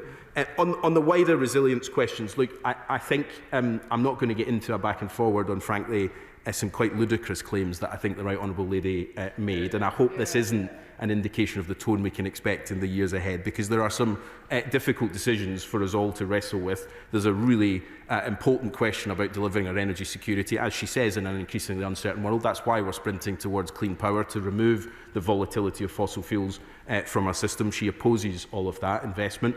There's also, of course, a really critical role to play in upgrading the network infrastructure across the country, which her party also opposes. And so there are some really searching questions, I think, for the Conservative Party, who, of course, were in charge of this infrastructure for 14 years, about what their role is, but also about what part they want to play. It's easy to shout from the sidelines with accusations. It's far more useful and I think important for a party that was in government for 14 years and is now the official opposition to come with some credible questions about how we deliver the energy system of the future. We're going to get on with delivering it. The Energy Select Committee, Bill Eston. Thank you, Mr. Deputy Speaker.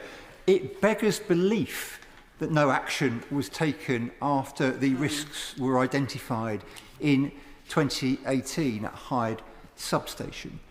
The NISO report highlights a lack of information sharing internally at National Grid and externally between organisations. It draws attention to energy companies not knowing Heathrow had a 10 to 12 hour arrangement for switching supply, and that National Grid didn't appear to know Heathrow was a customer of Hyde Substation. Mr Deputy Speaker, it is a matter of immense luck that the explosion and fire took place at 11 o'clock at night, so there was no one present, because otherwise this would have been a very, very different discussion with people having died. So the Minister highlighted the unacceptable lack of action by National Grid. Will he ensure proper oversight and information sharing internally at National Grid, externally between organisations, so that we have the safety and resilience in our national energy system where it applies to critical national infrastructure and beyond? Minister. Well, I thank my honourable friend for his questions. Just firstly, on the point of joining up, I think he's absolutely right, and the response I've seen from National Grid identifies that as one of the points that they will take away around how they join up the information sharing, the data that's in various systems, and how we make sure this is followed through. There is also learning, it is important to say, not just for National Grid, but across the energy system, looking at what other transmission owners do, but also what government does around sharing information where we can. And so there's a lot of learning and a lot of recommendations that we'll take forward. On the question of Heathrow, much of this was identified in the Kelly review, which looked specifically at the operations. And the question of whether there was a sort of single point of failure at Heathrow. Heathrow, of course, is one of the biggest consumers of electricity in the country. It's also one of our most important pieces of critical national infrastructure. I think it is important that they reflect on this report today as well and take some lessons from it. It has shown, and this is a lesson I think for everyone, the importance of investing in electricity resilience, preparing for the worst, even if we think it has a low chance of actually happening. And his final point, I would completely agree with, that it is in all of our interest to spend time, effort and investment in making sure that our energy system continues to be as resilient as it possibly can be. Liberal Democrat frontbench spokesman, Luke Taylor. Thank you, Mr Deputy Speaker. This report is an utterly damning assessment of our national resilience. This time through decay, but also a lack of readiness as the climate crisis changes the dynamics. Old equipment operating at higher temperatures, just as the loads for climate control and air conditioning are at its peak.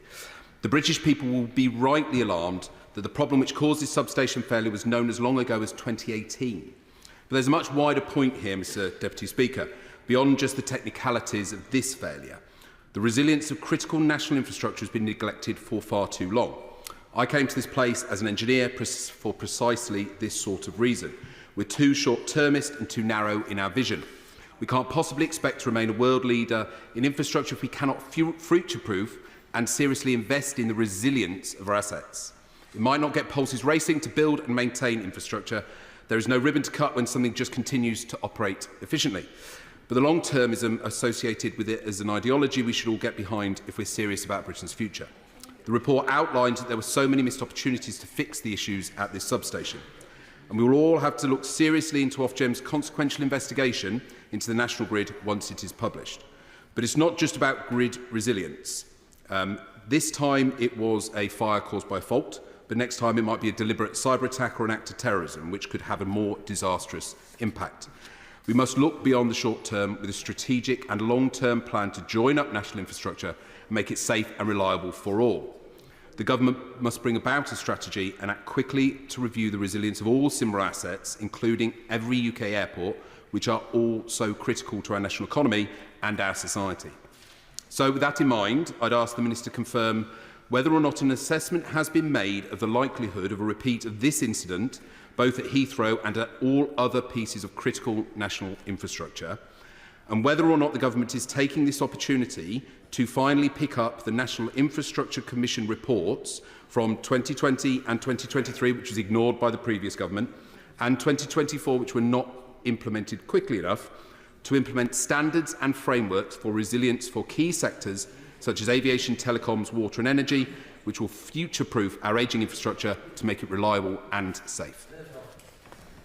Well, I thank the honourable gentleman for his questions, and I think he's absolutely right to broaden this not just to the electricity system and not just to North Hyde, but wider questions around critical national infrastructure. I think he's absolutely right on that point. I would also just say he's right around investing in the future. I mean, I always think grid and networks set the heart racing a little faster, but that's just me. It is important, yes. And I think investing in it is what this government's doing, and just this week Ofgem announced record investment in that, and I hope all sides of the House, given the importance of this statement, will recognise the importance of that investment. Just on some of the points around wider resilience, I think the work that the Cabinet Office is doing leading on this is trying to bring together what I think it's fair to say has been too much of a fragmented landscape in resilience across government. It's right that lead government departments, my department is responsible for a number of key risks in the National Risk Register. Lead departments have expertise in certain areas, but if that information isn't shared coherently across government, we do increase the chance of not getting the answers right. So there's a lot of work being done on that. We're also looking at how we share data across all sectors of critical national infrastructure within government. We'll say more about that in the Resilience Action Plan, which the Cabinet Office is working on at the moment. And of course, the 10-year infrastructure strategy is also about how we will invest for the long term in the infrastructure that keeps our country running. Chair of the Science Select Committee, Chia Moore. Mr Deputy Speaker. And speaking as a chartered electrical engineer and as the chair of the Science, Innovation and Technology Select Committee, I am just absolutely amazed that such a critical and actually quite a large part of our critical national infrastructure in the national grid was not properly maintained for 7 years, and that Heathrow, the busiest airport in the world, had a single point of failure. So could the Minister say to me, he's outlined some of the processes and the procedures which will follow, but could he say to me how he intends to improve the standards of engineering, maintenance, culture and excellence in our critical national infrastructure, which have clearly been allowed to fall significantly under successive Conservative governments? Well, I thank my honourable friend for the questions. Just firstly on the question of Heathrow, it is important to say that Heathrow had multiple routes into its electricity network, 3 in fact,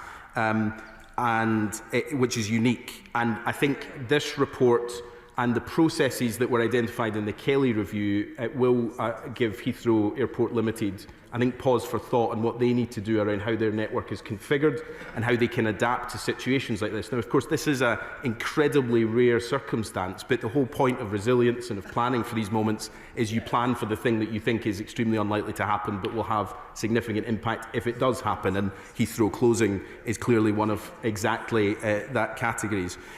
On the second point around standards and systems, I think she's right to highlight this point. I want to be careful at this point not to prejudge the review that Ofgem's announced, because there is something I think to be said for standards have changed over time. Maintenance backlogs obviously have to then be met. And if the issue is that the maintenance hasn't been carried out that should have been carried out, that's clearly an issue we'll take forward.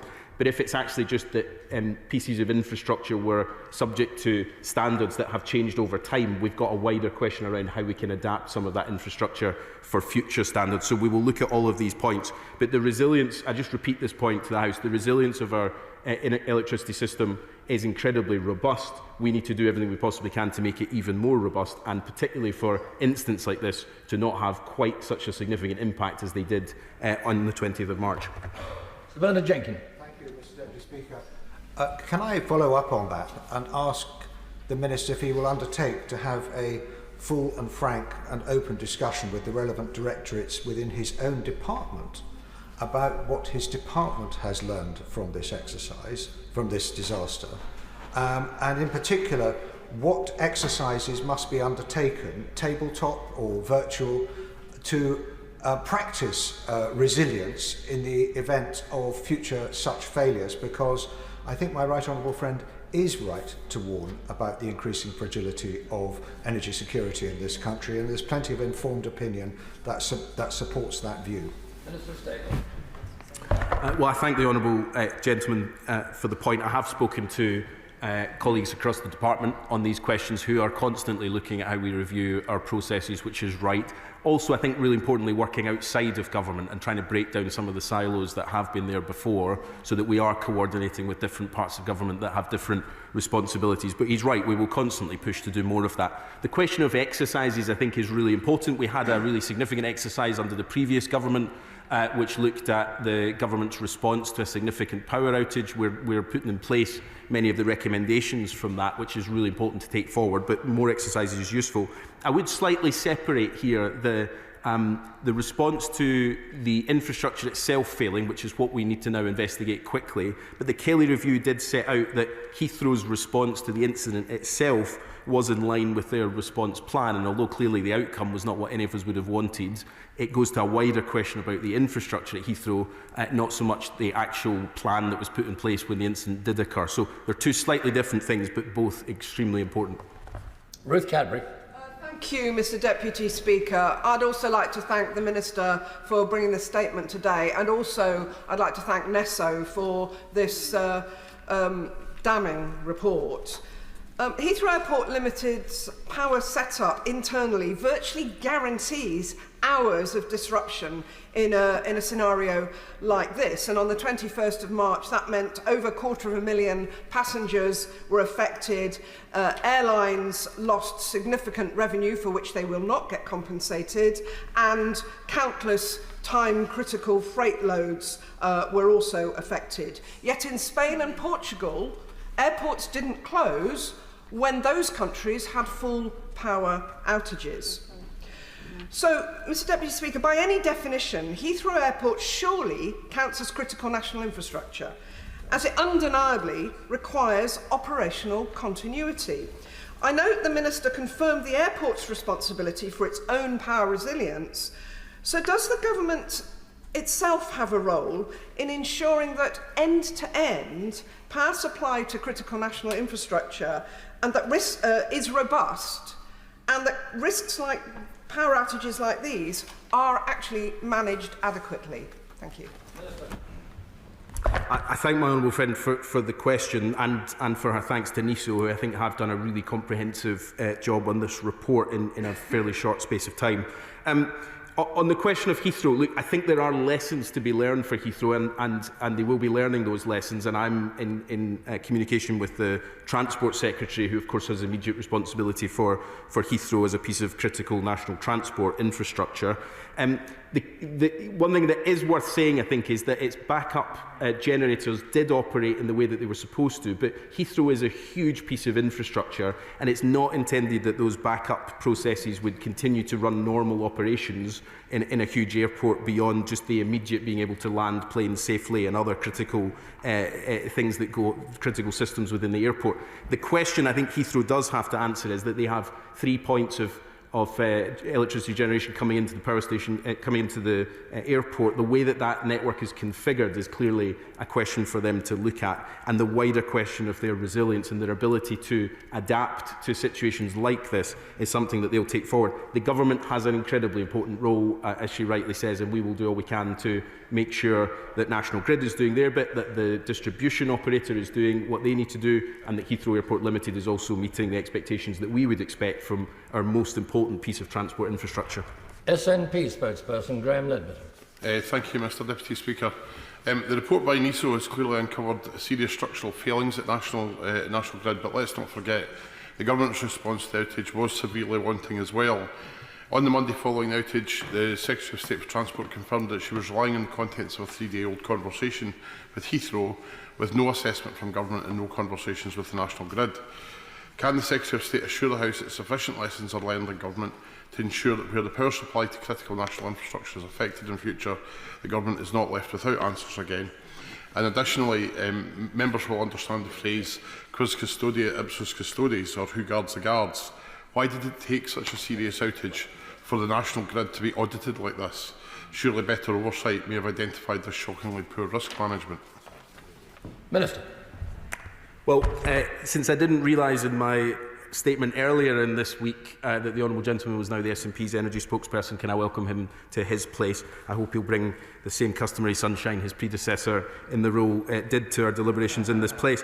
Can I firstly just say that, look, the incident itself, clearly there are lessons to be learned from the way the energy infrastructure worked on the 20th and 21st of March and Heathrow and the configuration of their internal network and how that worked. I think the incident itself is clearly one we want to avoid by all costs, but actually the process was carried out safely. Passengers were informed. The disruption was kept to an absolute minimum, but if we close if an airport such as Heathrow closes, there will be disruption. So I'm not sure I take the criticism of the handling of it from the Honourable Gentleman. He's right on the broader point around how we make sure that we are regularly auditing the processes of maintenance works that's taken forward.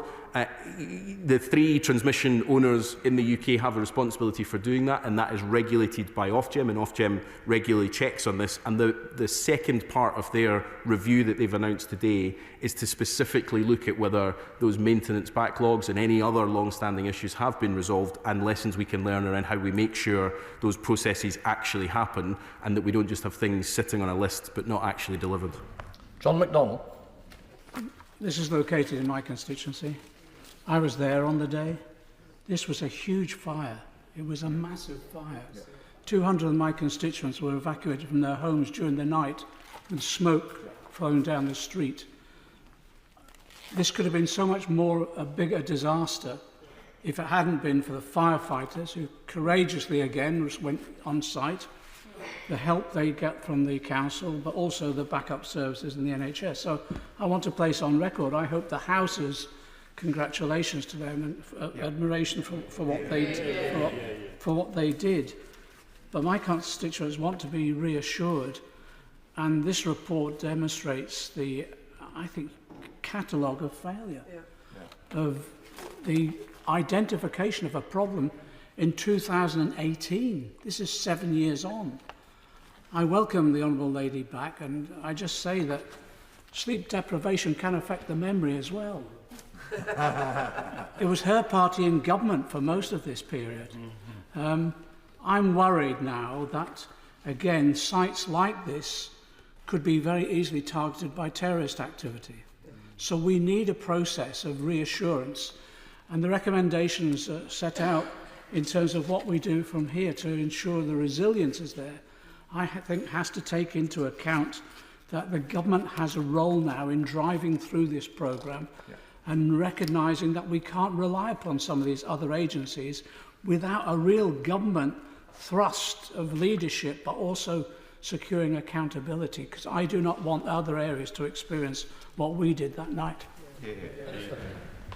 Well, can I thank my honourable friend for the question and the way that he's put it. And can I also say, and I'm sorry that I didn't at the start of my statement, he's absolutely right to recognise the heroic role that our emergency services did on the night, and I'll put that on record, but also the engineers who worked in incredibly difficult circumstances in the hours that followed the fire to try and get things reconnected as quickly as possible. He's right to say that. I think there are very, very serious questions to answer here, and I hope that came through in my statement, and it certainly came through in the conversation that I had with National Grid earlier. We are clearly seeking urgent assurances that the work that should have been done is being done, but also that there's no other situations similar to this. Ofgem's taking forward this in, I think, a really serious way as well, with 2 reviews, one into National Grid itself, but the other into the wider energy system to see if there are any further lessons to learn. But he is right, and I want to just say I completely agree with the point that government does need to be front-footed on this and take a real leadership role in driving us forward. We can't leave it to individual companies to mark their own homework. We are doing that, and a part of that work is bringing together a resilience work across government. But I'll also soon be chairing a new group that brings together everyone who has responsibility for critical national infrastructure in our energy system to make sure that the energy security, cyber security and other threats to our infrastructure are taken seriously, but that actions are taken forward at the highest level of government to make sure we don't have a repeat of this incident in the future. Richard Tice. Thank you, Mr Deputy Speaker. This substation by Heathrow is probably one of the most important in the country, and yet this damning report uses the word a catastrophic failure of maintenance. And therefore, surely we must ask the question, actually, given that National Grid also failed earlier this year to recognise how close we came to a national blackout, we have to ask the question, are they grossly negligent? And actually, does the Minister still have full confidence in the management of National Grid? Minister. Well, I think the Honourable Gentleman might be slightly confusing two things. The National Energy System Operator is not now part of National Grid. It was made into a publicly owned company by the previous government and introduced by us when we came into government. So they are responsible for managing the energy system. They're different from National Grid, which is a private company that operates the electricity network in England. And so I think these two things are slightly different. I would first of all just say that he's right to highlight the scale of this failure. Of course he is, and that's the point of me giving a statement today. And it's why there's a serious number of actions being taken and will be followed up on in a serious way. We did not come close to a blackout, and I think it is important to just repeat that there is a lot of misinformation about a particular set of statistics that I think were misunderstood by people. We did not. We've never come close to that, and in our history we've never had a national power outage. But the aim, of course, of all of the work that we do is to build for as safe and resilient an electricity system as we can, and so that when circumstances like this do happen, because fires do happen and we need to account for the fact that accidents happen, we have done everything we can to have mitigations in place, but to make sure where that is down to a fault of a failure of maintenance or anything else, we make sure that that is taken account of and never happens again. Tom Collins. Thank you, Mr Deputy Speaker. As with any serious incident, this had multiple causes that were both operational and in design. I urge the Minister to ensure that those lessons learned are applied not only to electricity transmission and distribution sites, but also energy storage sites where we have an absence of standards moving forward. He rightly mentioned the need for redundancy and flexibility in our electricity systems and avoiding single points of failure. That applies well to large pieces of central infrastructure, but is harder with our distributed critical infrastructure, for example, around telecommunications. So we also need to adopt diversity in our total energy system. Does he agree with me that as we look forward at our energy system, we need to be making sure there is widespread availability of multiple energy vectors, seeing electricity backed up by, for example, hydrogen and ammonia? Minister. Can I thank my honourable friend for his point? And he always reminds me how much he knows about many of these things, and it's hugely welcome. He's right. There are wider lessons to be learned right across the system in our large critical national infrastructure, but also, as he rightly says, in a grid that has many more power stations than we've ever had in the past in various different forms. There's lessons to be learned, including in storage, which is becoming rightly increasingly important in our energy mix. On the wider point about telecoms, in the wake of the storms that we had earlier this year, we took forward a number of actions around how we can make the electricity system more resilient. One of them was the fact that our use of telecommunications equipment is changing as a country. Very few people now have access to traditional copper wire phones, and so when telecoms equipment goes down, it has an immediate and quite significant impact on people's lives. I recently met the Minister for Telecoms, I think his title is, in DCIT, to discuss exactly this issue, and we'll be working together with Ofcom and with the operators to make sure that the telecoms infrastructure is as resilient as it can be. Thank the front benches. That concludes the discussion on the statement. Could we change over, please? Point of order, Liz Saville-Roberts. As a Privy Councillor, the means to request and receive confidential briefings on urgent matters makes it possible to come to fully informed decisions on matters of national security. This is particularly pertinent for the motion today on the potential prescription of Palestine action. Could he advise me how I am, or could you advise me how I am to arrive at such an informed decision when my request for a Privy Council briefing on Palestine action was refused this week? I thank the Right Honourable Lady for giving me notice of her point of order. She'll understand this isn't, in fact, a matter for the Chair, but she has put an important concern upon the record. I trust that the Treasury bench will have taken notice of that. Point of order, Jeremy Corbyn. Thank you, Mr Deputy Speaker. Following the point of order you've just heard, can you consult with the Speaker's office about any process that could happen between now and the start of the debate on the statutory instrument on prevention of terrorism, so that the three organisations listed can be voted on separately? Because I think that would be a proper way of members of the House expressing their views. I thank the right honourable gentleman for his point of order. I'm afraid that his request is simply, in procedural terms, not possible. The Chair is not responsible for the selection or the grouping of motions such as this. And the motion is and will be put to the House as it is on the order paper. Any further points of order? No. We now come to the 10-minute rule bill. Ian Byrne. Thank you, Mr Deputy Speaker. I beg to move that leave be given to bring in a bill to set the requirements on public institutions, public servants and officials, and on those carrying out functions on their behalf to act in the public interest and with duty and candour and frankness, to define a public law duty on them to assist courts, official inquiries and investigations, to enable victims to enforce such duties, to create offences for the breach of certain duties, to provide funding for victims and their relatives in certain proceedings before the court and official inquiries and investigations, and for connected purposes. On the 15th of April 1989, I entered Ilbert Stadium as an innocent 16-year-old, full of hope, excitement to watch my beloved Liverpool Football Club in an FA Cup semi-final. Little did I, or anyone else there that day, know that we were walking into a national disaster that would leave 97 men, women and children dead, hundreds more injured and countless families devastated for generations. What unfolded that day was not a tragic accident. It was a disaster caused by police failures and compounded by one of the most shameful state cover-ups this country has ever seen. Like so many others, I was just a working class lad who happened to be there. And because of that, I, like so many others, was dragged into a decades-long web of establishment denial, distortion and deceit. That day shaped me, it shaped the course of my life, and it's the very reason I stand here today. We have all witnessed the bravery, determination and indeed the anguish of the Hillsborough families and survivors fighting tirelessly for truth and justice in the face of repeated state obstruction. We never sought revenge, we never asked for special treatment.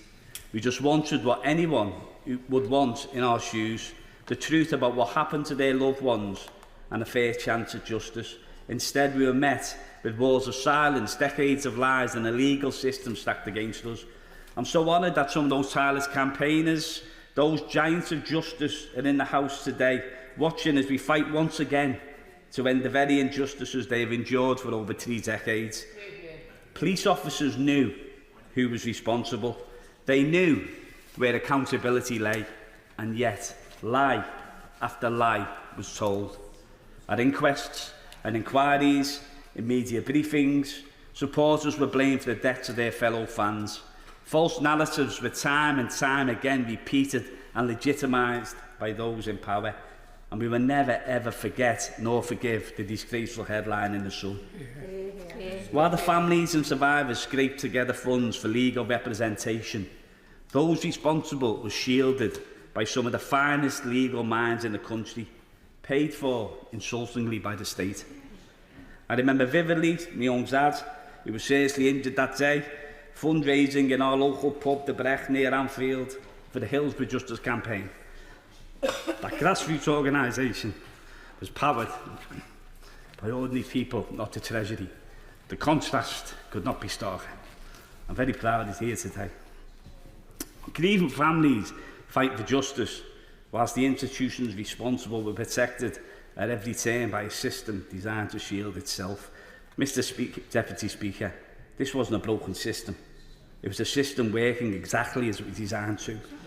A system where the establishment protects its own, and where ordinary people like my dad, thousands of others, are treated as an inconvenience.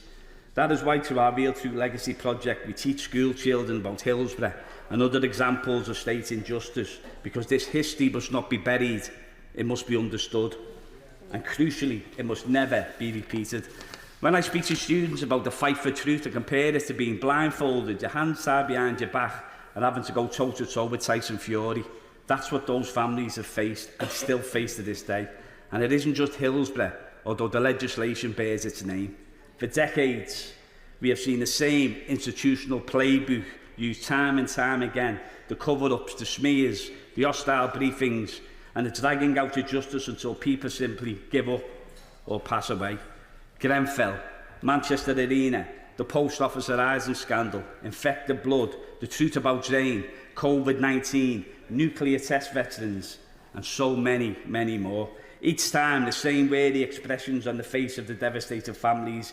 Each time, the same exhaustion of those battling a system designed to protect itself. And each time it happens, a little more faith in this country's soul is lost. Mr Deputy Speaker, today we have the power to change that. As the parliamentary lead for the Hillsborough Law Now campaign, I am proud to reintroduce this legislation, the Public Authority Accountability Bill. I am proud, but also deeply, deeply disappointed, because this bill should already be in law. In 2022, Keir Starmer stood before the people of Liverpool at Labour Party conference and pledged, and I quote, "One of my first acts as Prime Minister will be to put the Hillsborough Law on the statute book." He said the same again as Prime Minister in September 2024. Not a Hillsborough Law, the Hillsborough Law. That pledge filled our hearts with hope. It's promised an end to the culture of denial and delay and decades of deceit. And make no mistake, this today is the Hillsborough Law. The one drafted by Pete Weatherby KC and Elkin Abrahamson. The one originally introduced by Andy Burnham in 2017, the one shaped by the families for the families. It includes a statutory duty of candour on public authorities, enforceable with criminal sanctions. It levels the playing field so families are no longer the underdog in the courtroom. It creates genuine accountability mechanisms so that state cover-ups are much, much harder to conceal and the truth is much, much harder to bury. This bill is for the 97, but it is also for the victims of every other state failure and for every family that might in the future face the nightmare of being left alone to fight for truth and justice. Now, despite that 2022 promise, in March this year, the government brought forward a watered-down version, a replacement bill, not the Hillsborough Law the Prime Minister promised. They presented it to the very legal experts who wrote the original bill, and those experts said unequivocally that it fell far, far short because it had no legally binding duty of candour, no provision for equal legal funding during inquest inquiries, and loopholes allowing public bodies to avoid disclosure.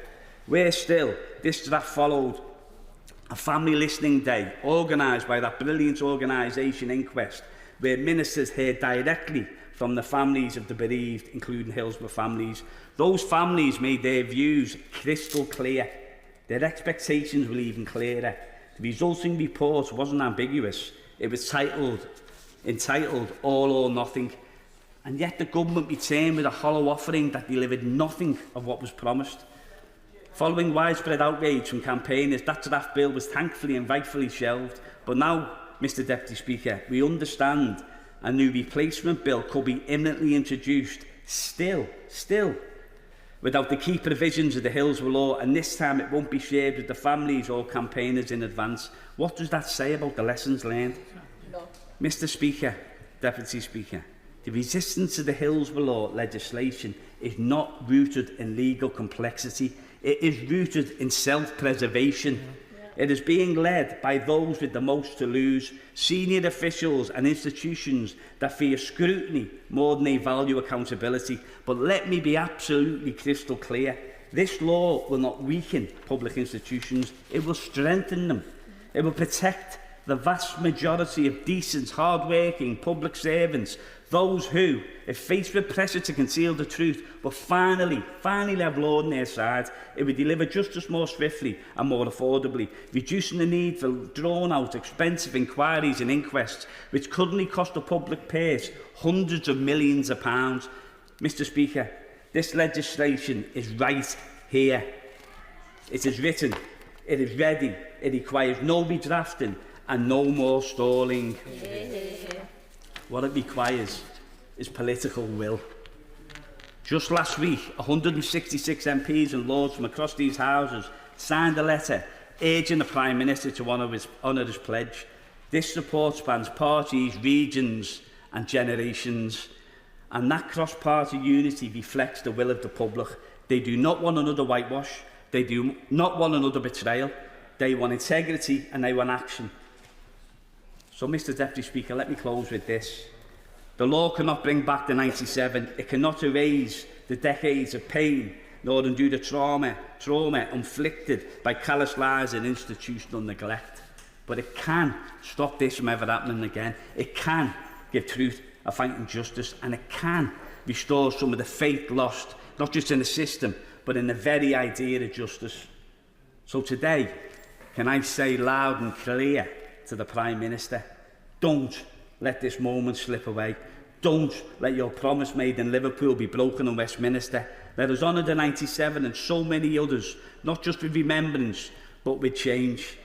Mr Deputy Speaker, I call on the Government to back this bill, the real Hillsborough law, and I commend it to the House. Question is that the Honourable Gentleman, the member for Liverpool West Derby, have leave to bring in his bill. As many of that opinion say aye? Aye. Contrary, no? The ayes have it. Who will prepare and bring in the bill? Ian Byrne, Kim Johnson, Paula Barker, Peter Dowd, Derek Twigg, Sorcha Eastwood, Sian Berry, Liz Saville-Roberts, Jeremy Corbyn, Stephen Flynn, Tom Morrison, Richard Bergen, and myself, Mr Speaker. Here, here.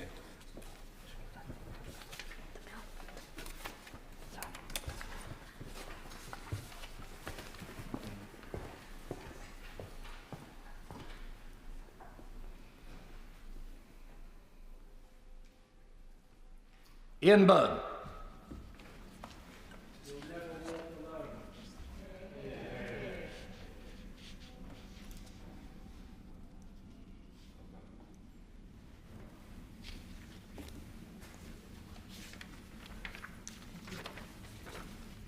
Public Authority Accountability Bill. Second reading what day? July the 11th. July the 11th.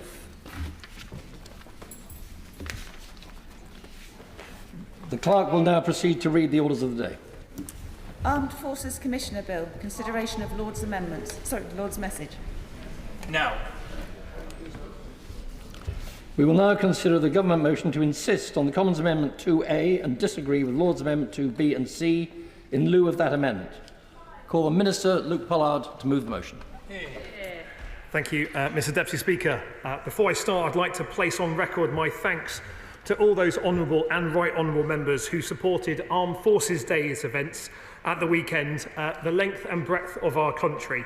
The Secretary of State had the privilege of attending the national event in Cleethorpes, and I spent time with our Armed Forces community on Plymouth Hoe to see the fantastic turnout of not just Armed Forces personnel, their families, veterans and the charities and organisations that support everyone who serves and has served. Meeting and hearing from service personnel and their families at this important moment of recognition of our armed forces is a great honour and provides a moment of reflection for everyone in this House on the great service that those in the military provide for the nation. Madam Deputy Speaker, I am disappointed that the Armed Forces Commissioner Bill has returned to this House. The last time we were here, a full month ago, I explained that the bill already delivers what the other House had inserted. I'm therefore disappointed that the amendment named from Baroness Goldie seeks to replace the government amendment with another, which I'm afraid is a deeply flawed amendment, and I'll explain why in my remarks here. I'd like to be absolutely clear. We are all in agreement on the intention behind the Lord's amendment. Defence personnel must feel empowered and protected to come forward with their concerns, and I absolutely agree that we need to address and eliminate toxic behaviours and cultures in our armed forces. This government is committed to doing exactly that. That is the whole reason we're shining a light on the welfare matters of our people and legislating for an independent champion in the Armed Forces Commissioner. Happy giving way. First of all, can I commend the Minister and Government for bringing this forward? And I understand the issue, and I spoke to the Minister just beforehand. Lord's Amendment 2 defines whistleblowers and protection for family members, which is necessary. I have a complaint ready to hand to the Minister, which was facilitated by family members watching the effect on their loved one. So does the Minister not agree that it is right and proper that loved ones have a mechanism to ensure the right thing is done by those who are legitimately whistleblowing? Thank you so much. Yeah. Can I thank the honourable member for his intervention? And I do agree with him. It is precisely for that reason that the government is insisting on our amendment, not accepting the opposition amendment in the other place, because the opposition amendment does not include family members. And I agree with him